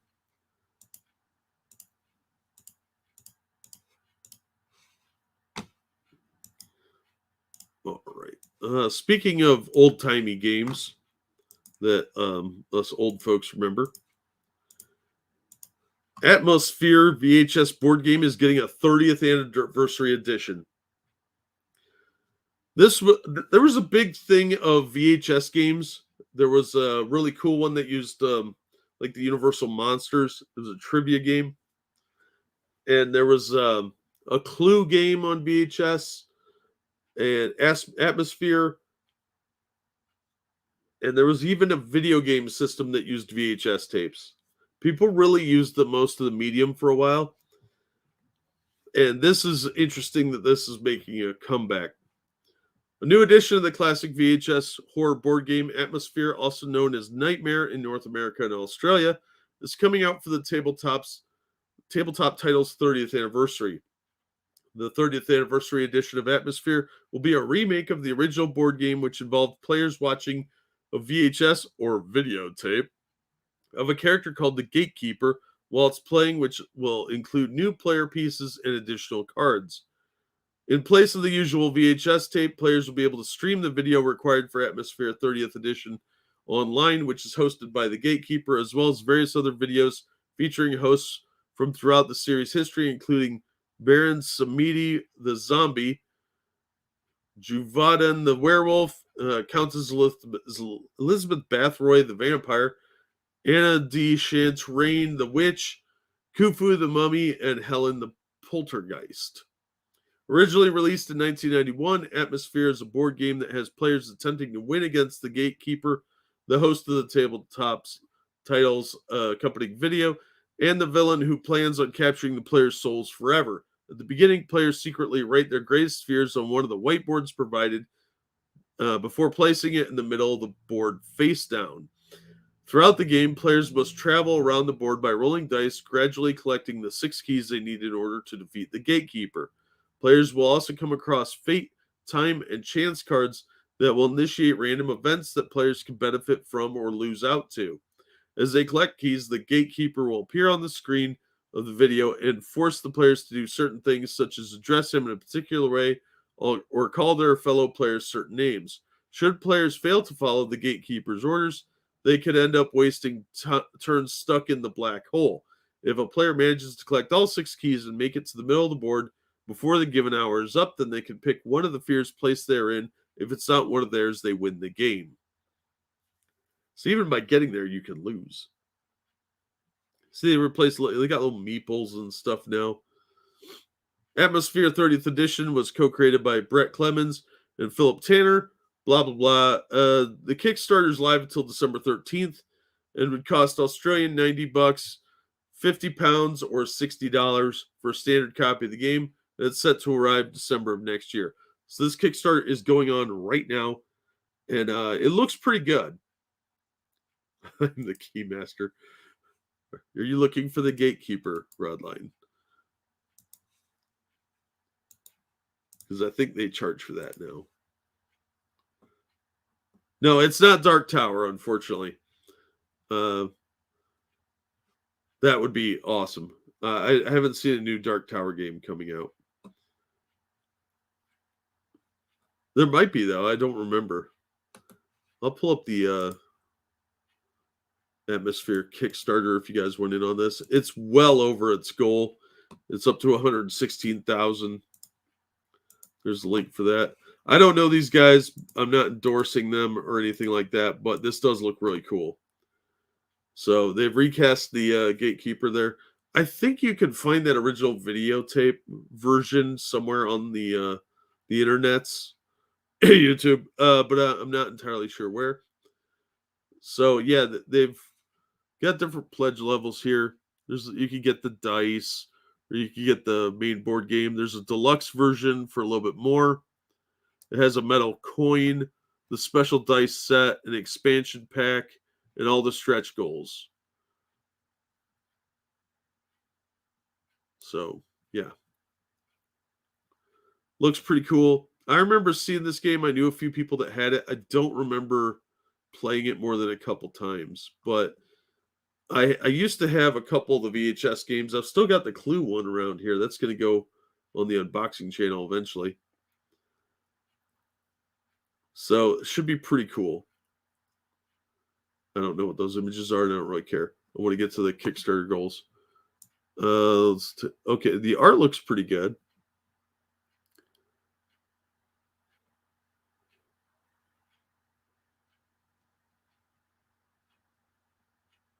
So let's see. We got the pledge awards. Okay, here's what comes in it. We got the playing board, 6 playing pieces, 6 fear cards, 36 keys, 1 die, 1 coin, 6 number tokens, 48 fate cards, 48 chance cards, 160 time cards, 1 dry erase pen, 1 dark bag of mystery. Oh, if I had a nickel every time I put my hand in one of those. 1 VHS video. Only kidding, Maggot. You can stream it. They should put a VHS video in there. That would be fucking awesome. The deluxe version comes with the coin, which has got the gatekeeper's face on it, and these cool special dice. Those actually look really neat. Plus the expansion pack. All right, let's scroll down to the stretch goals. Extra content. They're pretty close to this one. You'd get an all-new deluxe set of chance, fate, and time cards. It adds multiple new game play experiences. So it's just more cards. Stretch goal number 2, deluxe set of playing pieces. Number 3 is extra content. That's a comic book. So, yeah, the bonus stuff, I think the first one's probably the best one, but deluxe playing pieces are always nice. They might reach that. I don't know. It doesn't have that much longer to go. 22 more days. They'll probably reach that first goal, though. So that looks pretty cool.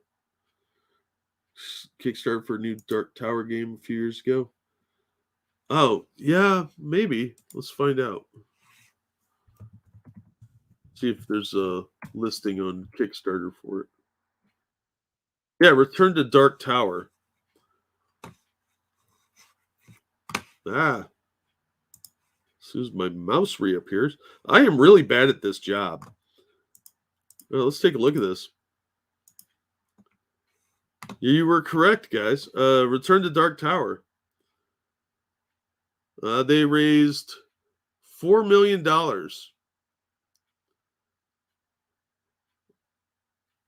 When did this end? It was supposed to come out February of this year. Let's find out if it did. Let's check the updates.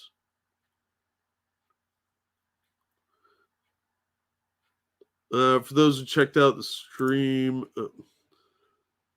of the Alliance's playthrough, thank you, blah, blah, blah. Fulfillment. They're following Ever Frank's progress. We'll note that the Cross Pacific is now off the coast of Mexico, heading toward the Panama Canal.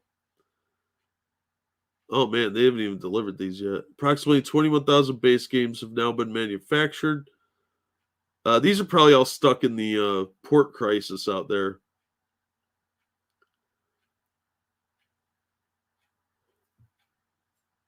So this is really, really late to begin with, and now it's stuck in shipping. So yeah, there is a Return to Dark Tower game. It's probably going to cost a fortune to track down. You can pre-order it. I'll drop the link in if you guys are interested. The fact that they're slate with it, I don't know about that. That would piss me off, but it looks like you can still buy it with the $50 for $125. Unlock stretch goals, access to the post-game pledge manager, and return base game. There's a $225 version with lots of bonus stuff. So there you go if you're interested in that.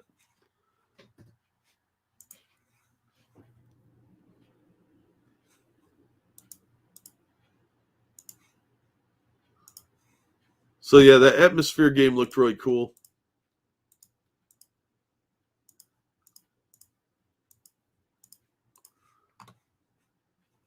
All right. Let's see. Oh, yeah, it's past time. I have to shill again. So if you want to support the show, there you go. Did they say a new Dark Tower game? Oh, yeah, I just read that. My chat didn't catch up. And, of course, my spring store, if you want to buy some sweet merch.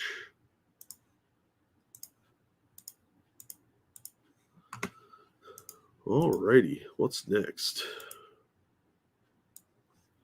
Let's talk about G.I. Joe.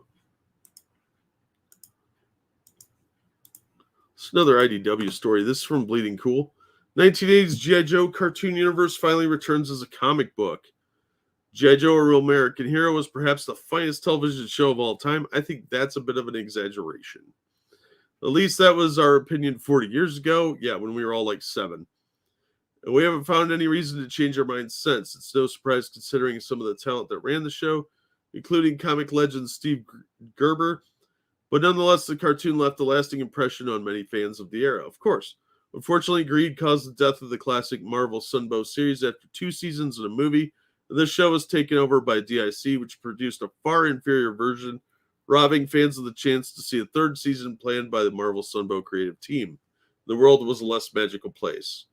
But now, Saturday Morning Adventures is coming out with G.I. Joe. It really captures the look of the show on this cover. I'm not gonna lie, this is total nostalgia bait, and I will fall for it 100%. The 1980s G.I. Joe Real American Hero comic, which is completely different continuity from the cartoon. And the original series from Marvel was really, really good. I read it for the first, 60 issues straight through, and then sporadically after that. And it did stagger pretty badly toward the end there, but the first 50, 60 issues were really good. Now, I'm looking forward to rereading them, actually. The series made its return in 2010 at IDW, where it's still published today, surviving multiple attempts to reboot the title with the publisher. And now, 34 years after cancellation of the Marvel Marvel Sunbow G.I. Joe Real American Hero. The cartoon universe will return in comic book this February with G.I. Joe Real American Hero Saturday Morning Adventures. That title is way too long. And never mind that everyone knows true G.I. Joe fans. True fans watch G.I. Joe at 3 p.m. every weekday on WPIX, not on Saturday mornings. Okay. The cartoon is coming back and all may be right with the world again, and the creative team behind it is writer Eric Burnham and artist Dan Schoening and colorist Louis Antonio Delgado, who have done a wonderful loving job at the Ghostbusters franchise at IDW. Oh, the Ghostbusters stuff's not bad. We literally have nothing bad to say about this. Of course you don't. You smoke everyone's poll. From the press release, I don't care.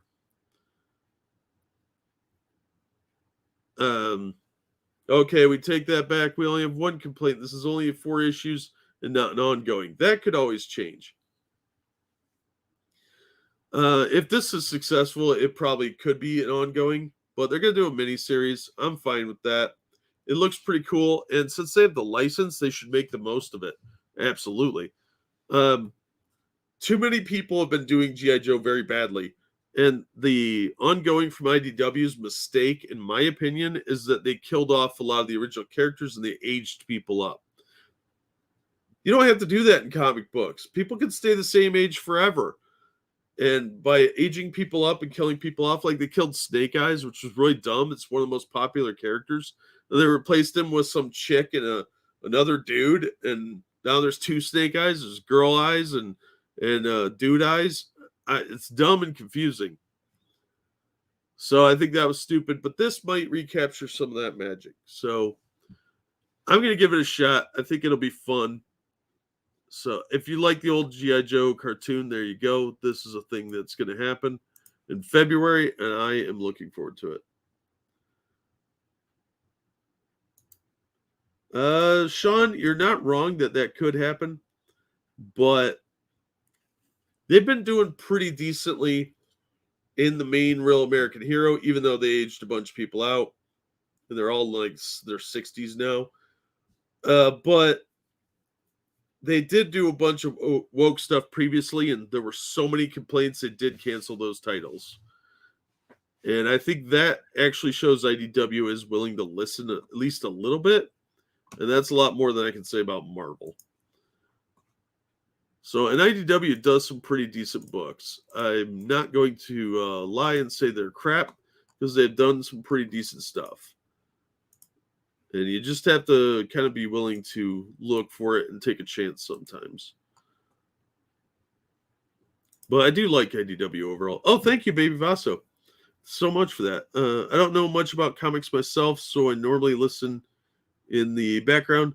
Always enjoy the show regardless. Thanks, man. I appreciate that. Thanks for coming out, and thank you so much for the donation.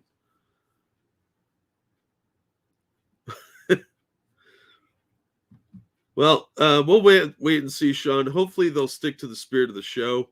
I'm always hopeful on that, and I shouldn't be, because they've done nothing but screw us over. But IDW is struggling, and they need the sales.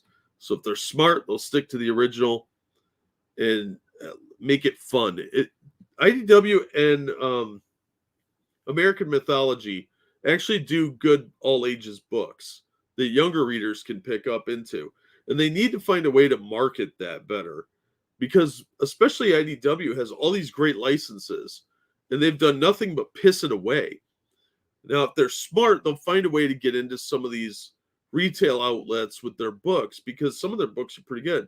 They have the Transformers license, G.I. Joe, a bunch of other stuff, My Little Pony, Sonic, I think they have as well. They have all these licenses from Hasbro, because Hasbro bundles all their licenses together. And they've done very little with it that's been successful.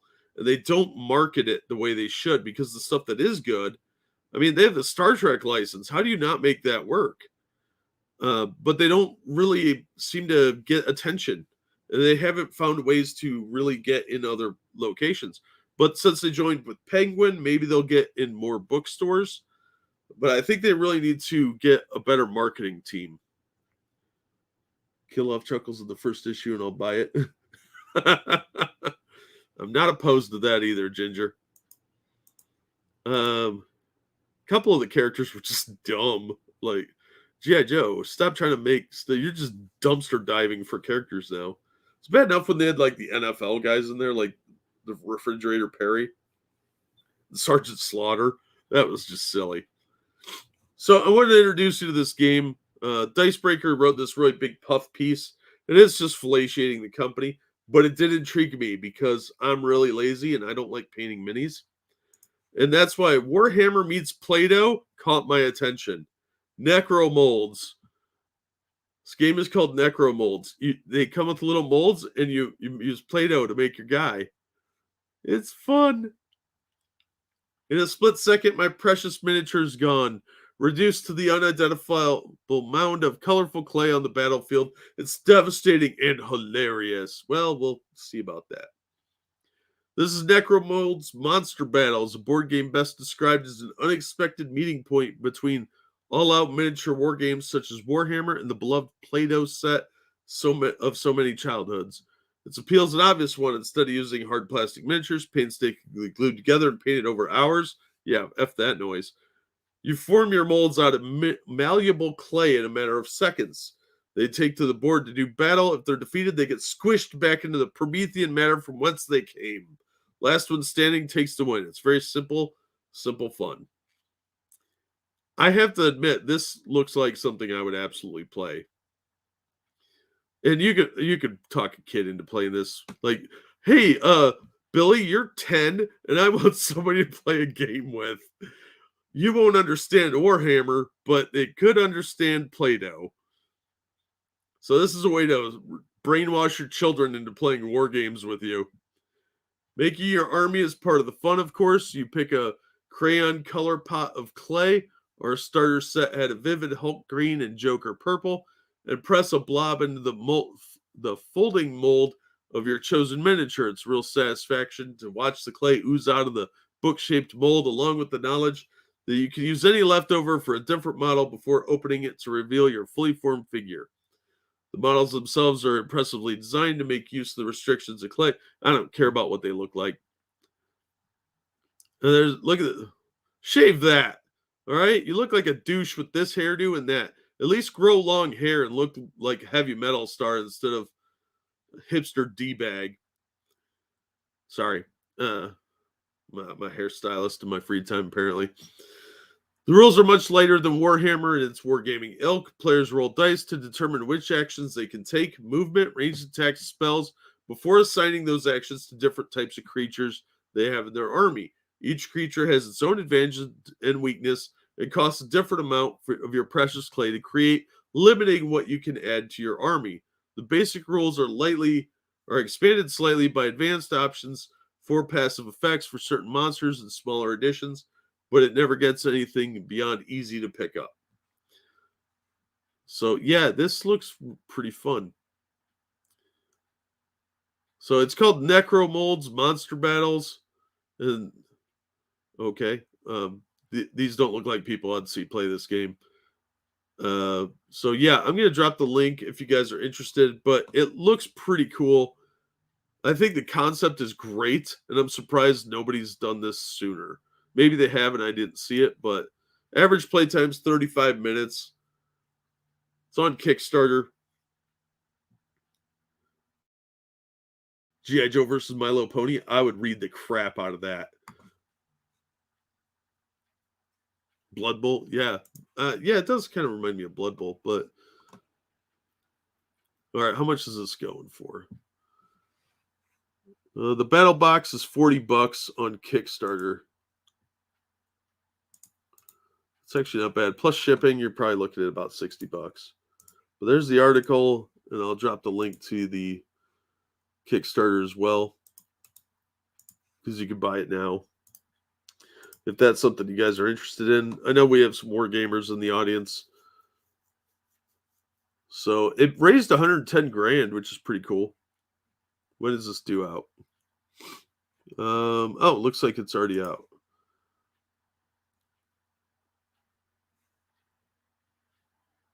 Yeah, it's fulfilling, or it is fulfilled.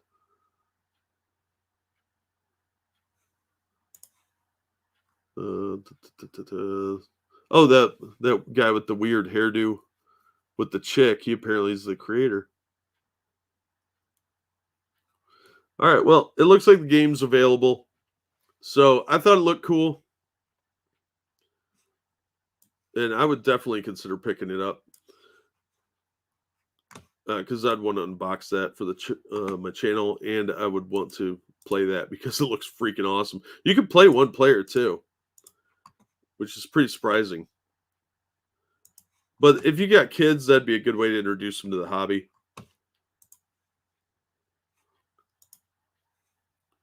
Oh, thank you, Baby Vaso. Was watching your Jack's Trail videos. Shame they're so short. I wondered why you don't use a commonly searched word like ambience or ASMR to better its chances of showing up in searches. I didn't think of it, quite frankly. They're short because it only records like I use a trail cam and they only record like 2 minutes at most. So it's motion activated. And once they get out of frame, it just shuts off. It's only like, well, no, the video clips I had it set for were like 20 seconds. So yeah, I just stitched a bunch of them together to make those videos. And I thought they were cool. I like nature stuff. But I don't know why I didn't use ASMR on those. That's a good point. I'll have to go back and change those. Thank you for that. That's a really good idea. I'm not making any money off that channel anyway, so I guess there's that. All right, let's talk about another board game that looked really cool. I think this is also from Dicebreaker. Yeah. And that is the Skyrim board game. They're saying it's disappointingly faithful to a fault. Now, I don't know what Alex is talking about, but this game looked kind of cool to me. I prefer more dice personally. Like, I want a fistful of dice. That's what I liked about like Epic, Space Marine, and 40K was I could have a big ton of dice. Whenever I got down to one dice, I just lost all interest. Like, that guy can die. I don't care about him. He's only got one die. Last week marked the 10th anniversary of the release of Elder Scrolls 5 Skyrim, the 5th mainline installment. Mainline. That's very apt. Installment in one of the most popular RPG video game franchises in existence. This month also happens to mark the launch of the GameFound crowdfunding campaign for Elder Scrolls 5 Skyrim adventure game, a tabletop adaptation from Modiphius, publisher responsible for other tabletop games based on Bethesda properties, including skirmish miniatures games, the Elder Scrolls Call to Arms, and Fallout Wasteland Warfare. I've never heard of either of those games, but I have heard of this company. They had the license for Vampire the Masquerade for a long time. It's 1 to 4 players. That's pretty cool. These minis don't look too bad either. Demo of the upcoming game is currently available to play for free on Tabletop Simulator. If you don't know what Tabletop Simulator is, look it up on Steam. The game's board is a recreation of the map found in the original video game, with each section of the board containing the appropriate cities and a collection of rural areas for players to explore, such as wildernesses, really? Caves, and Dwemer ruins. Playable characters include species such as Dunmer. I can't pronounce any of these fucking words. With other species containing an expansion based on the Dawnguard campaign for the video game, which all start off with skills and equipment themed around various character builds that players of Skyrim which will often favor. There's a U in there that shouldn't be there. Yeah, Brits. Such as a sneaky melee attacker or dedicated spellcaster. The main way the players interact with the game is through pursuing quest lines and triggered by players drawing campaign cards at the beginning of the game. This aspect of the adventure game is actually quite impressive, as quest lines are randomly assigned to players as if their character had stumbled across the storyline in their own unique way, before smoothly leading into one quest into the next via a kind of choose your own adventure style play. That sounds pretty cool. There's a video here. I'll drop the link, of course. Yeah, I'm still here. Did you get lucky? Give me Elder Scrolls 6 or stop already. Yeah, they're milking Skyrim, but I loved that game. I put like 120 hours into it, and I loved it. But yeah, they really need to be getting on to the next one by now. Completing quests requires players to be in the right location with the right dice roll results, which can be potentially improved if characters have certain skills. Otherwise, players can fail them, which still advances the quest line, but without the rewards. Regardless of how well players roll, they will be able to choose from one of two different ways of proceeding the current plot line. So there's cool looking dice, got the imagery. When does this come out? There's the board. It's got the full map. You got tons of cards here. You're going to get a lot of stuff. So let's see what they're charging for this bad boy. It's on Game Found until December 5th. I should probably make sure this doesn't have my city on it or my address. All right, I've never heard of this site. It looks like a Brit site. It's raised $869,000 already. 14 days are left on it. Average play time's 120 minutes, ages 14 and up. 220 pounds for the deluxe tier. Oof, that's expensive. It's like $300. What is it? $300, roughly, American. So if you're interested, I'll drop the links. The game looks pretty cool, though. Yeah, I think that's what they're thinking, St. Fugi. There'll be a 50th anniversary of this game, and there'll still be no Elder Scrolls 6. And there's the article. So if you guys want to check that out, the game looks pretty cool. I don't know if people are still super into that or not, but I thought it looked good. All right, got a couple more articles here, but we'll look at another gaming thing first since we're on the topic. Does good stuff, expensive though. Yeah, that's what it looks like.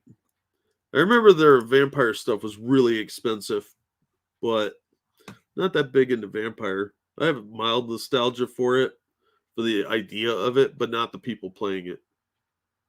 Here's an opinion piece from Dicebreaker from some guy that looks, I don't know, he looks kind of douchey.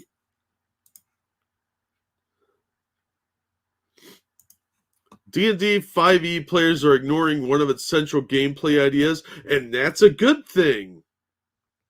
So what do you think he's talking about? Is it all the dice rolling? Is it the adventure? Or is it, hey, let's go to the local town and protest for gay rights? The 5th edition of Dungeons & Dragons is more popular than ever. Well, that's not hard since that edition's not that old. Thanks in part to the exploding popularity of streams and podcasts featuring online personalities playing the game. No, more likely it's popular because of Stranger Things. Dice Friends, The Adventure Zone, Critical Role, and many more have brought countless new players to the hobby, mostly douchebags. For me personally, Dice Friends was what convinced me to switch from 3.5 to 5e. My partner, who has little to no interest in actually playing D&D, has listened to the Adventure Zone's first D&D campaign all the way through. I find that weird. You're listening to other people play a game. Oh, God, he looks smug. This is how you play. This is the new way. This new way of being introduced to the game has popularized a playstyle that emphasizes narrative progression and character moments over combat, and in spreading through the hobby, it created a disconnect with the fundamental design of D&D. Yeah, combat's awesome. I want to kill monsters. Page 84 of the D&D 5e Dungeon Master's Guide says, assuming typical adventuring conditions and average luck, most adventuring parties can handle about 6 to 8 medium or hard encounters in a day.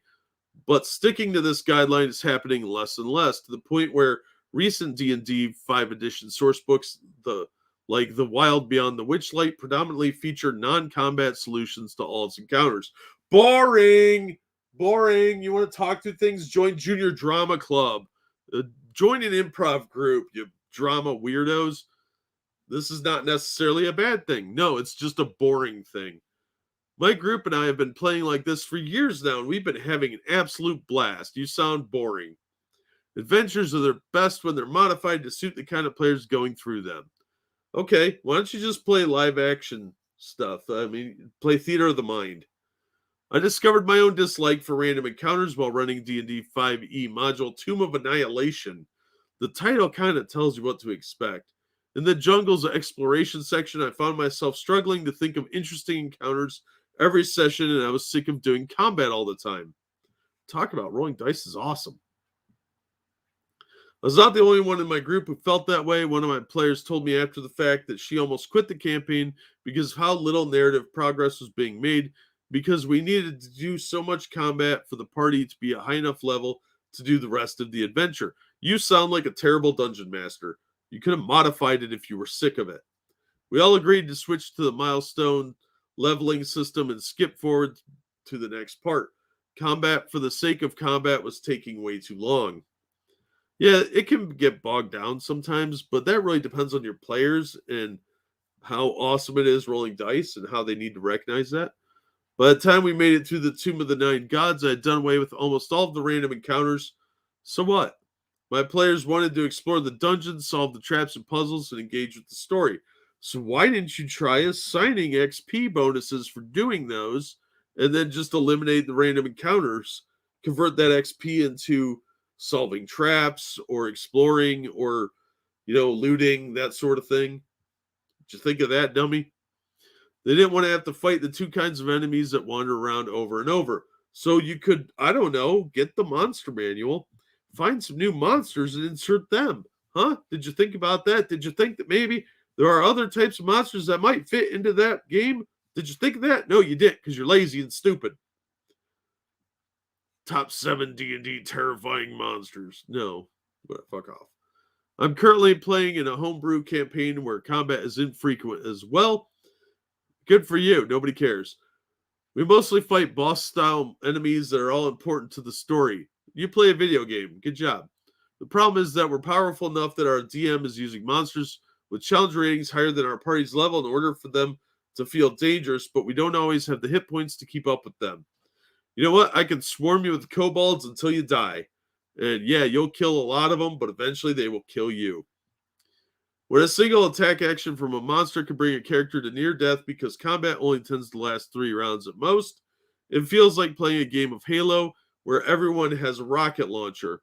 Well, maybe you should alter your style of play. The campaign story doesn't lend itself well to minions or many random encounters, so we've had to find a different solution. You guys are bad at this. The easiest one is to use level appropriate monsters but give them more health. This guarantees we'll be able to battle longer so we can use more resources to defeat them, but it runs the risk of a very long single battle, and we only have so much time per session to play because we're all adults with jobs and responsibilities. You don't sound like an adult. The sentiment that you see a lot in online discussions is that there's no way to play Dungeons. There's no wrong way to play Dungeons and Dragons. Yeah, I agree with this, as I've been playing D&D while ignoring the Adventure Day guidelines for years now. Yeah, who cares? But that's D&D. You adapt it as you want. But it's also important to look at what parts of D&D you're enjoying most and decide if the RPG is the right fit for the kind of games you want to play. Yeah, there are other games out there, you halfwit. I still enjoy D&D 5e, but trying other games made me realize that I find combat less necessary for the stories I like to tell. I like the handful of narratively strong, important, and exciting fights that you get into Monster of the Week instead of loads of small fights over the course of the day. Those small fights, the random encounters, are there to give you items and experience points. They're not requirements. Wizards of the Coast announcement will release what is rumored to be a revision of the 5th edition rules in 2024. Now it's going to be 6th edition. I personally hope the focus on storytelling will be included as an officially supported style in the future. It always has been. You're dumb. All these stories, all the modules have a storyline. There are very few that don't. There are some, but even Castle Greyhawk is goofy. Or Greyhawk. That's something different. Castle Greyhawk has its own story. It's a very thinly veiled one, but it's still a story. These people just don't know how to play. I throw the halfling at the orc. Yes. Endless combat can be a fun narrative. You are 100% correct, Jim. Oh, thank you, Keldrick, for the feminist donation. So this DM doesn't know what they're doing. Got it. Yes, 1,000%. Stupid housework. Yeah, they're still talking about 6E. It's going to be 6E. I have seen people hide behind other characters in the middle of fights. Like, oh, he swings at me, I make a dodge roll and hide behind the fighter because he can take that. I'm all for role playing and actually haggling or bluffing instead of saying I bluff, but the combat needs to be present. The best campaigns find a balance between the two. Yes. And that can be difficult. Sometimes you don't want to join Junior Drama Club. Doesn't take too much imagination to bring a game to life either. Bumping into creepy old crones, discovering secrets, avoiding or falling into traps, facing monsters, and weaving words around like that. Yeah, we used to have Dungeon Magazine, which had a lot of really cool side quest adventures. And instead of doing random encounters, I'd throw a side quest in. And if they rolled a random encounter, I'd throw a side quest. Like, oh, there's an unmarked trail here, and you find a gold coin at the beginning of the trail. That would inevitably lead the greediest player, who I knew was the greediest person in the game, to start down that trail. And he would convince everyone else to do it for me. And they would inevitably find some little minor adventure they could go on, or throw some rumors in that they could explore on the way somewhere else. And they'd write that down and say, okay, we got to check out this werewolf at this cemetery, and because that'd be some sweet XP. It's not that hard to have a narrative to the random encounters. You don't just have to be like, you encounter some more brigands. That's boring. It's sad how unimaginative people are when they're playing these games, because they think they're doing this amazing Junior Drama Club stuff, but it ends up really just being boring for most people. It really lacks imagination. It's really not that hard to have an imagination. Oh, thank you, Baby Vaso. Has the popularity of board games and comics dwindled because the youth aren't engaging, or is it because the parents no longer invest so much? Children don't. I'm curious if anime is driven by Japanese youth or Japanese millennials. I'm not sure about the Japanese. It seems to be a cultural thing for them, with all demographics reading anime or manga. And a lot of them watch anime too. I mean, you have your otakus who are just your hardcore nerds. But I think a lot of what we're seeing with young people is that they don't read very much. There's a sense of instant gratification from watching videos. And kids in general don't seem to read that much anymore. Plus, parents don't invest in children reading as much as they should. I think that's a big part of it. But it's also, there's a lot of other distractions. There's video games that are way easier to get a hold of, way less effort, and they're more absorbing. It's shiny things moving around. So I think a lot of it is that kids just don't read near as much as they used to. Summon Snoop Dogg. Doesn't take much imagination to bring a game to life. Bumping into, I just read that one. As long as you have the base structure, anyone can write a great narrative, D&D experience around it. Just have to let your imagination feel like it was when you were a kid. Yeah, absolutely. Do you have to roll a 4d20 for that? Probably. They treat D&D like a day job with how much fun they aren't having? Yeah. Yeah, it shouldn't feel like it's a lot of work. You're not wrong, Kevin. It should be fun. If people at the table aren't having fun, you have to figure out why and what you can do to rectify that. It's not that hard to be a dungeon master. I mean, there's lots of pre-made modules out there, but we used to just take pre-generated map and write a story around it. It wasn't that hard.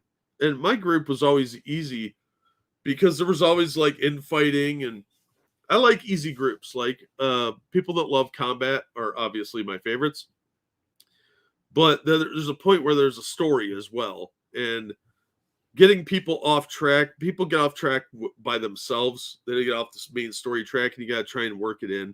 But it's not that difficult. You just throw some challenges out there, drop some hints, and say, hey, here's the adventure hook, and here's what this guy's hiring you to do, or whatever. You want to explore this.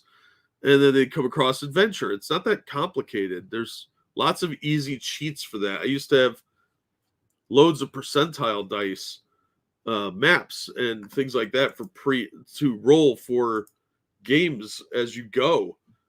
I actually did a book on that. Like, tables and charts are the best. and because I'm a shameless whore.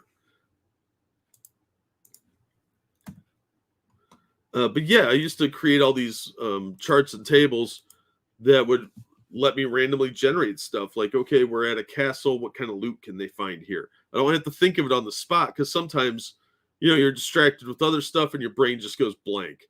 So I'd have a chart, flip to it in my binder, roll on it, and all right, you found some silver candlestick holders.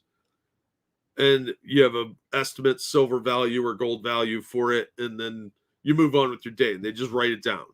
It made it so much easier to go through. They're not slaves. They're there willingly. It's a subterranean love den, not a compound.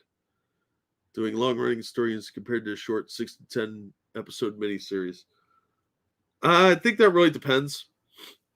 Sometimes you can have longer stuff, but shorter ones seem to be more popular. So that's not much of an answer, but it really depends on the target audience that you've got.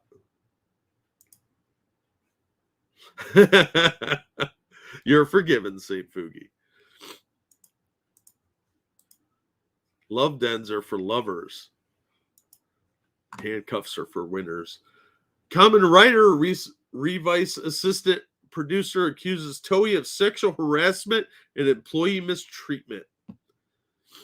Toei Company Limited, a Japanese production company behind such popular series as Kamen Rider and Super Sentai, has been accused by a current employee of fostering an unfair and unsafe work environment, which offenses range from disputes over rightly owed pay to outright sexual harassment.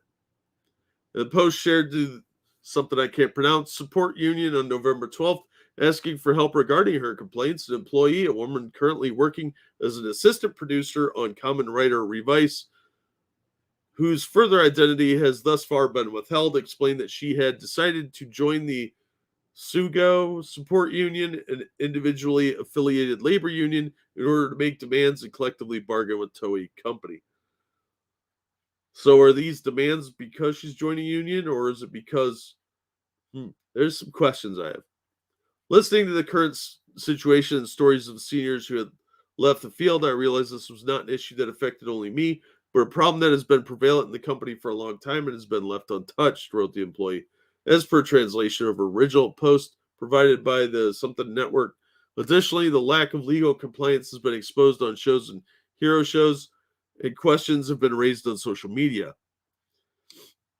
Now, remember, Japan's a much different culture than us, and their porn is amazing.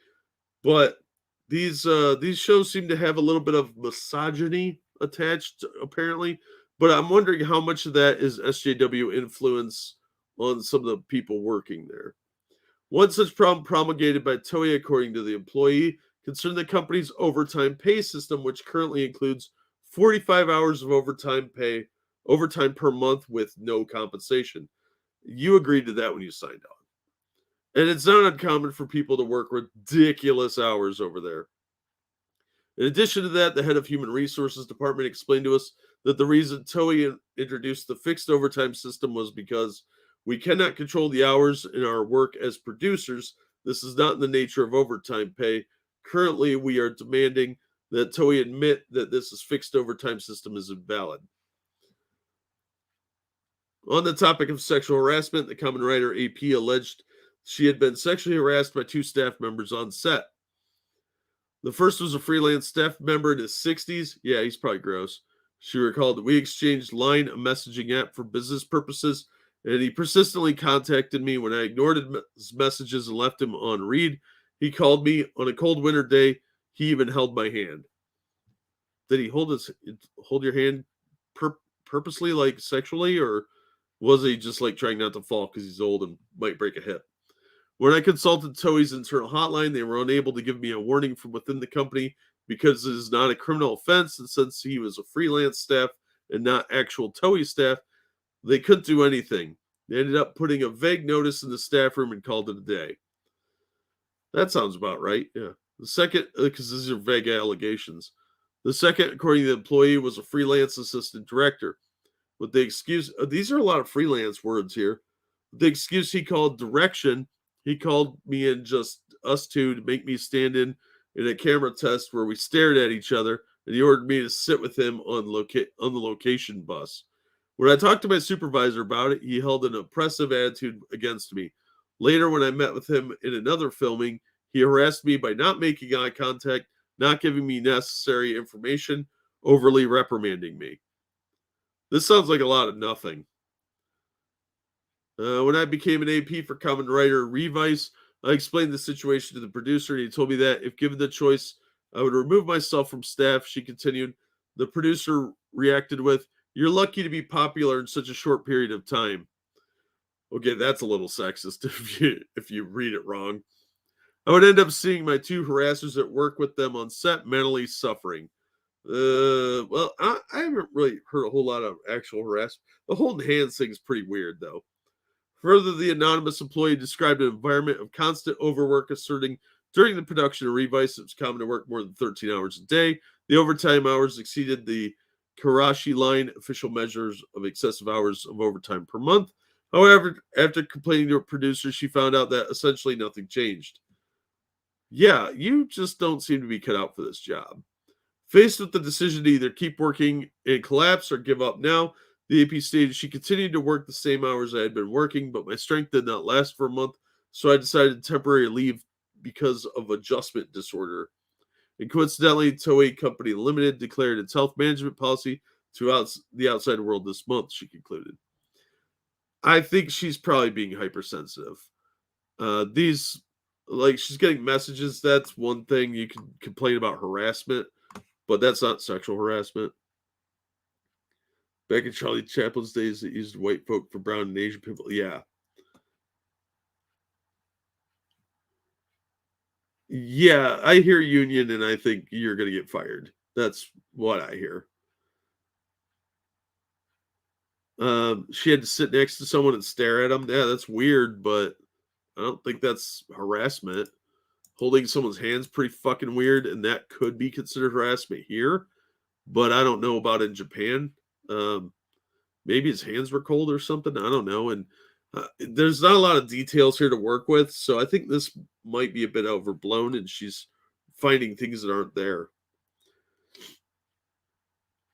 In a lot of cases, it wasn't because they didn't want to hire a POC; it's because they would be blackballed and never work again if they did. Yeah, you had to be real careful back in the day. The old days were really bad, but now they're working on doing the same thing. It's just dressed up in a different way. Yeah, everybody should be nervous at work because of this stuff. Just being around women can get you in trouble. They just have to make an accusation.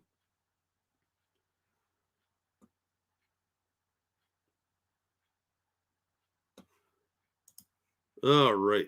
Final article I have is the one of the title ones. Doctor Strange 2 Disaster undergoing massive story reshoots. It's from Cosmic Book News. Why does he have his cape on a coat? That's silly. As I've been reporting, Kevin Feige's House of Cards is indeed crumbling. As the latest is that Marvel's Doctor Strange 2 looks like a huge disaster. With it made known, massive reshoots are taking place 6 days a week until the end of the year, said to involve problems with the story. The news follows the release date getting pushed back away from DC's The Batman from March 25th to May 6th, 2022. Doctor Strange 2 facing big problems also follows Black Widow, Shang-Chi, and Eternals absolutely failing at the box office for Feige and Marvel. Blah. It also follows the news of Wall Street investors doubting Disney Plus and being skeptical of both the Marvel and Star Wars brands. I remember we talked about Bob Chapek calling out Feige for the Ironheart nonsense and the replacement of characters. That might have influenced this. And it wouldn't surprise me if this new Spider-Man movie that's got Doctor Strange is a big part of this too. Like they're a little worried about this one flopping. So if they're doing a bunch of reshoots, there must be something wrong. And it's probably not going to improve anything. We've seen a lot of these movies get reshoots and they turn out to be total dog shit.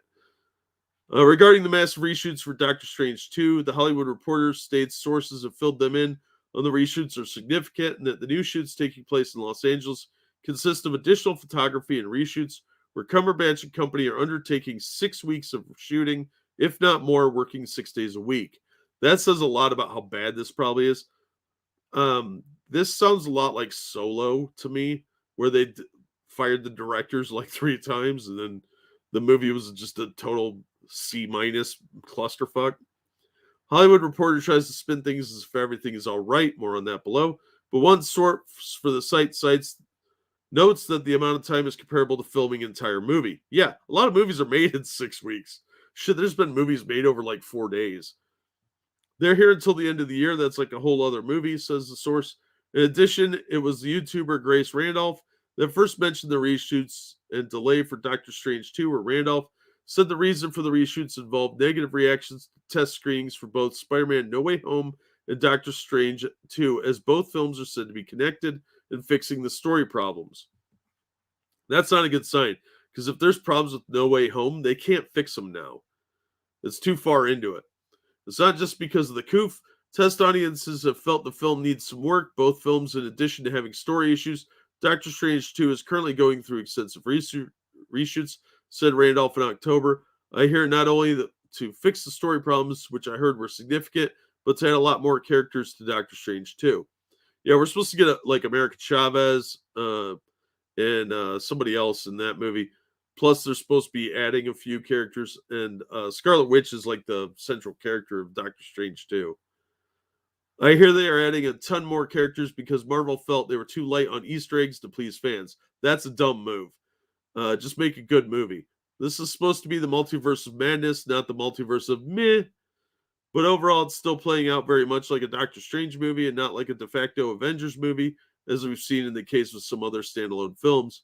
Very Doctor Strangey. What does that mean? That's not how I think it's been sold. I don't know who Grace Randolph is, and I don't really care. Reshoots are downplayed. Even while in the middle of production, Marvel is scheduling you for more shooting, noted another source close to Marvel who added that the size and complexity of Marvel movies necessitate additional photography. That sounds like a load of corporate BS. The site also states another insider scoffed at the size and scope of the reshoots and offered, "We've had bigger reshoots on other MCU movies." Yeah, that's them downplaying this. Hollywood Reporter adds the reshoots are said to involve about 2 weeks dedicated principal photography that will be held over the initial shoot that took place in the UK, which is said due to what is described as actor availability issues, where it's noted not to be about the story. The insider played down concerns that the reshoots were related to the retooling of the story. Yeah, again, that sounds like the corporate types saying, no, everything's totally cool. Of course, the coup is also to blame, as it's claimed another reason for the reshoots is because of production slowdowns. Cumberbatch also mentioned the shoots while recently appearing on Jimmy Kimmel and was, of course, upbeat. Yeah. This sounds like Marvel's in a big state of poop right now. With Kevin Feige and Bob Chapek going at it, the fact they're doing a bunch of reshoots does not bode well for the story, but it's also going to make Chapek angrier because he's known as a penny pincher, and this is going to cost him a ton of money. Hey, Angela, how you doing? No worries. Hey, Jack's at work and I'm a woman. You're guilty of harassing me with your awesomeness. Oh, well, that'll happen. Good thing you don't work here because I don't have any money. Grace Randolph, YouTuber, does pop culture, always in drama. Also an idiot. Yeah, I've heard the name bandied around with lots of drama stuff. That's why I don't pay any attention to her, because I don't really care about drama. She also wrote some comics. What? Ugh, standards are dropping. You're getting YouTubers to write your comics? You want to write your own thing, that's fine, but it seems like a bad well to be dipping your ink in. So Doctor Strange is probably going to be a cluster. I think a lot of the upcoming Marvel stuff looks really crappy. Falcon Winter Soldier really burned me out on Marvel. I just don't want your politics in my entertainment. Just make something entertaining. I don't need a message about Black Lives Matter thinly veiled in your little chick track video.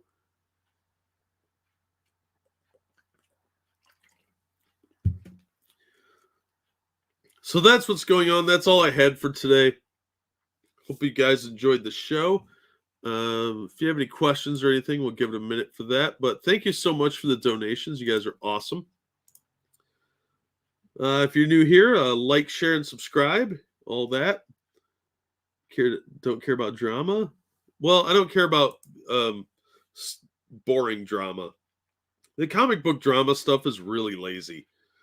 It's not even interesting drama. Every now and then something interesting will pop up, but it's pretty rare. It's mostly just like, I don't like you. I don't like you. Yeah, little slap fights. That's why I don't watch Van Skyver anymore. I just cannot tolerate the pettiness that goes on in the comic sphere on YouTube. It's just lazy and boring. I just want to read comic books and have fun.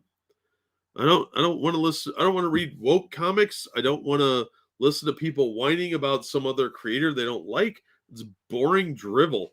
And it's just there to try and get super chats and rake in a bunch of money for people that are whining. I don't care about that. I want to know about stuff that's coming out that looks cool. And that's why I'm doing these, because I don't want to argue with morons.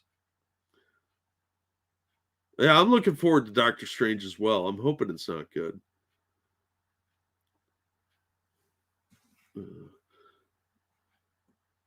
You'd never find anything, and Lord Fliffington would be a permanent fixture. Lord Fliffington is very angry with me lately. He wants in all the time, and then he just sits here and shouts at me. And I give him treats, and he's not happy. Yeah, art can be a big reason why I pick comics, because if the art's not good, it does tend to be like a good story can salvage mediocre art, but some of the art these days is really bad. And they'll trick you with a really good cover, and then you'll open it up and the interior art will be garbage. But I try and find ones that look good.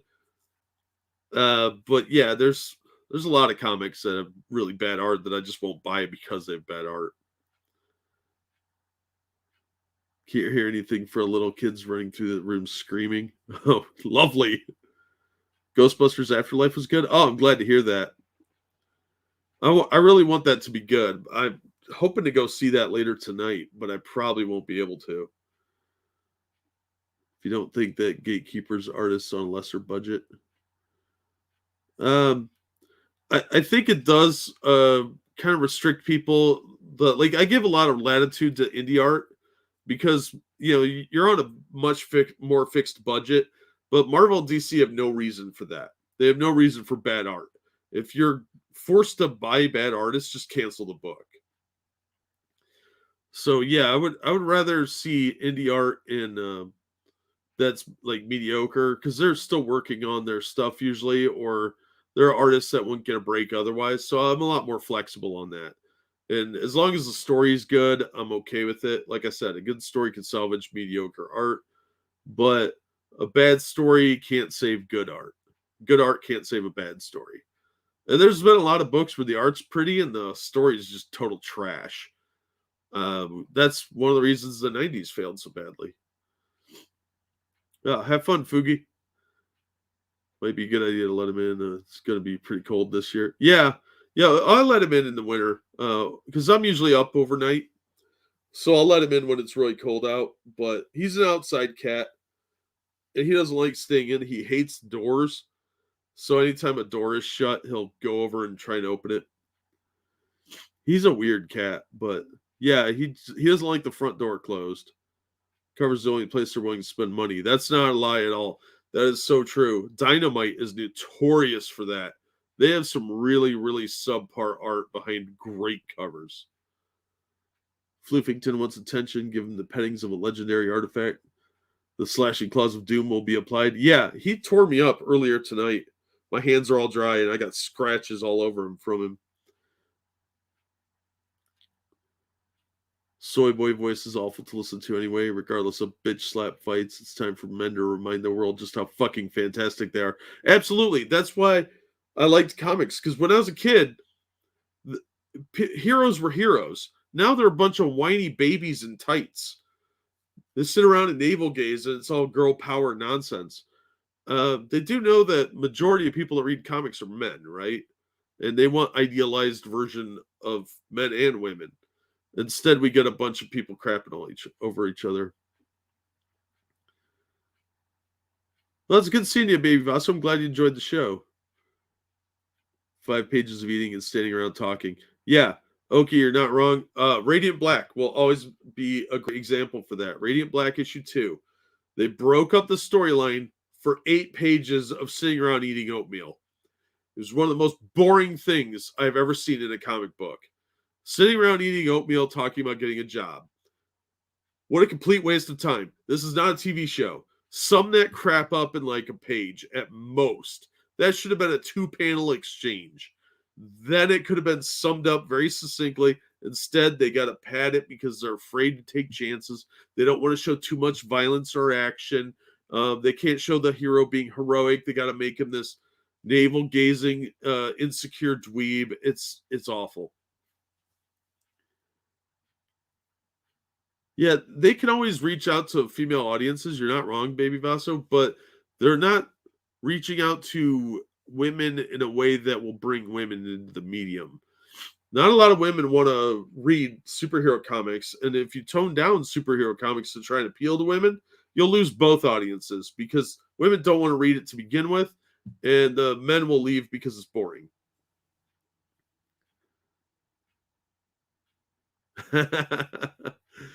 Yeah, Floofington's a cutie.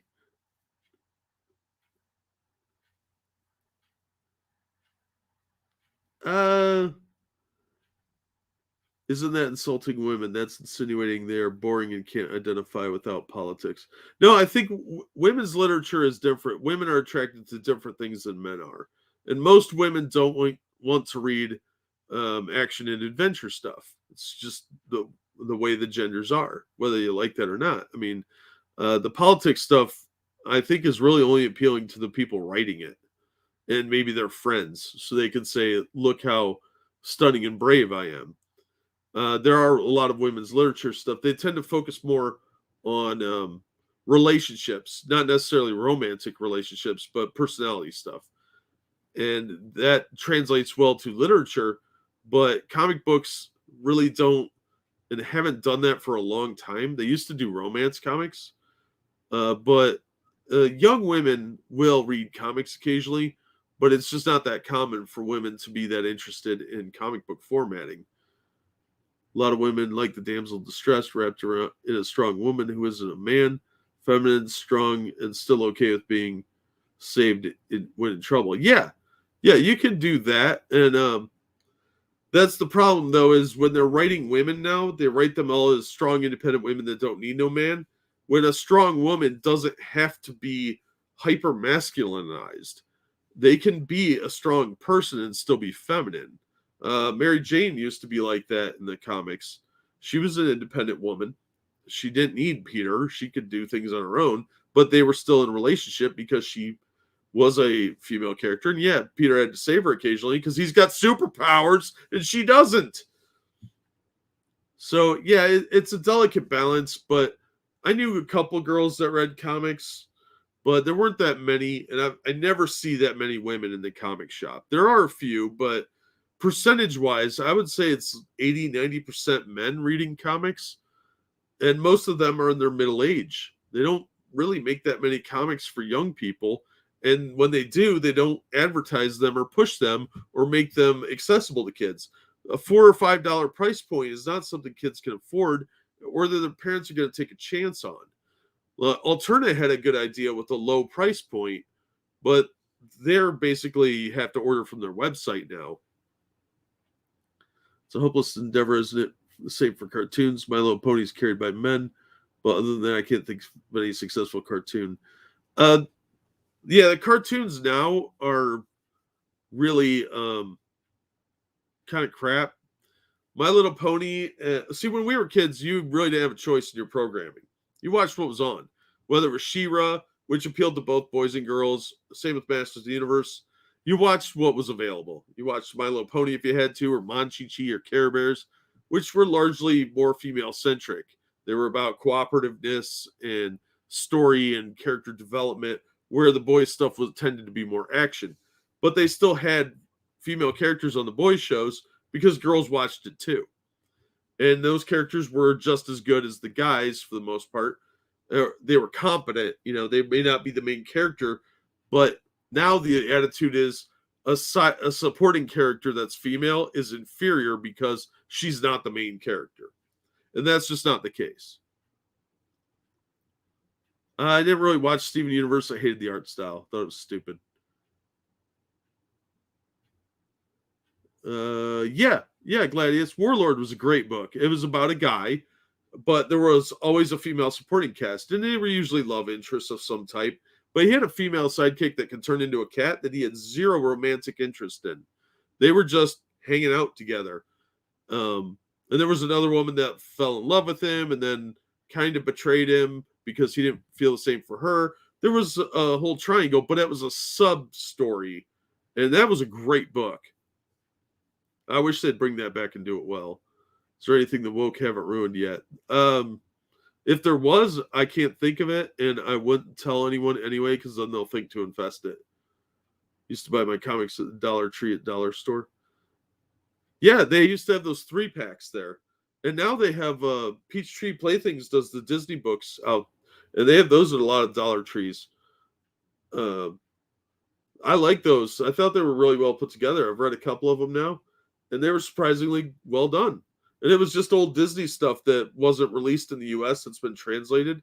Like, they had one story in the one Mickey Mouse one that was from the US that was like a Sunday strip.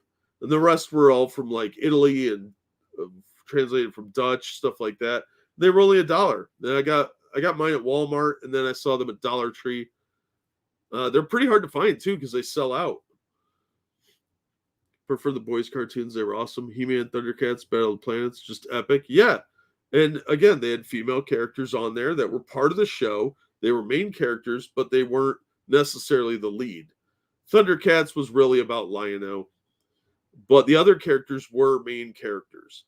And you had Chitara and Wile E. Kit, and eventually Panther, whatever her name was, that new one they found later on. He-Man, you had Teela. You had Evil Lynn, of course, Sorceress, who was the most powerful character on the show. You had the Queen. There were a fair amount of female characters. She-Ra had almost entirely female characters. It was just the mirrored version of Masters of the Universe. The Battle of the Planets was awesome. Now my kids are at twins and early teens, and there's no comics that I can give them. I would try and find a comic shop with the True Believers line. There are a bunch of reprints of the old stuff, and they're only $1 most of the time. But yeah, there's not a lot of great comics. But I would look for those Peachtree Plaything books at the Dollar Tree, because I've seen them at Dollar Tree and Walmart, and they have their own little stand now at Walmart, and they're only $1. Palmyra, is that her name? I don't remember. That was after I was losing interest in the show, because I was just too old at that point. All right, I'm going to wrap it up there. I got a lunch thing I have to go to, but thank you so much for coming out, everybody. I really appreciate it. Thank you so much for the donations, and hopefully we will see you on the next one. I should have some videos coming out today, so keep an eye out for that. I'll drop a link to the last one I did, which came out at midnight today, but I should have another one coming out later tonight. But again, thanks for coming out. Orca was Shosh Zombie. More majority of comics they get from church and the Christian ones. Oh, that's cool. Yeah, I'm surprised religious groups haven't done that more. They did an illustrated Bible when I was in Sunday school long, long ago from Pix. And it was like they did these little comic excerpts that were like 4 pages. They had parables. They were just little illustrations with the Bible story translated into modern vernacular instead of King James old-timey talk. Those were good. They got me into reading Bible stuff, so I guess they worked. But you guys have a great day, and thank you so much for everything, and hopefully we'll see you on the next one.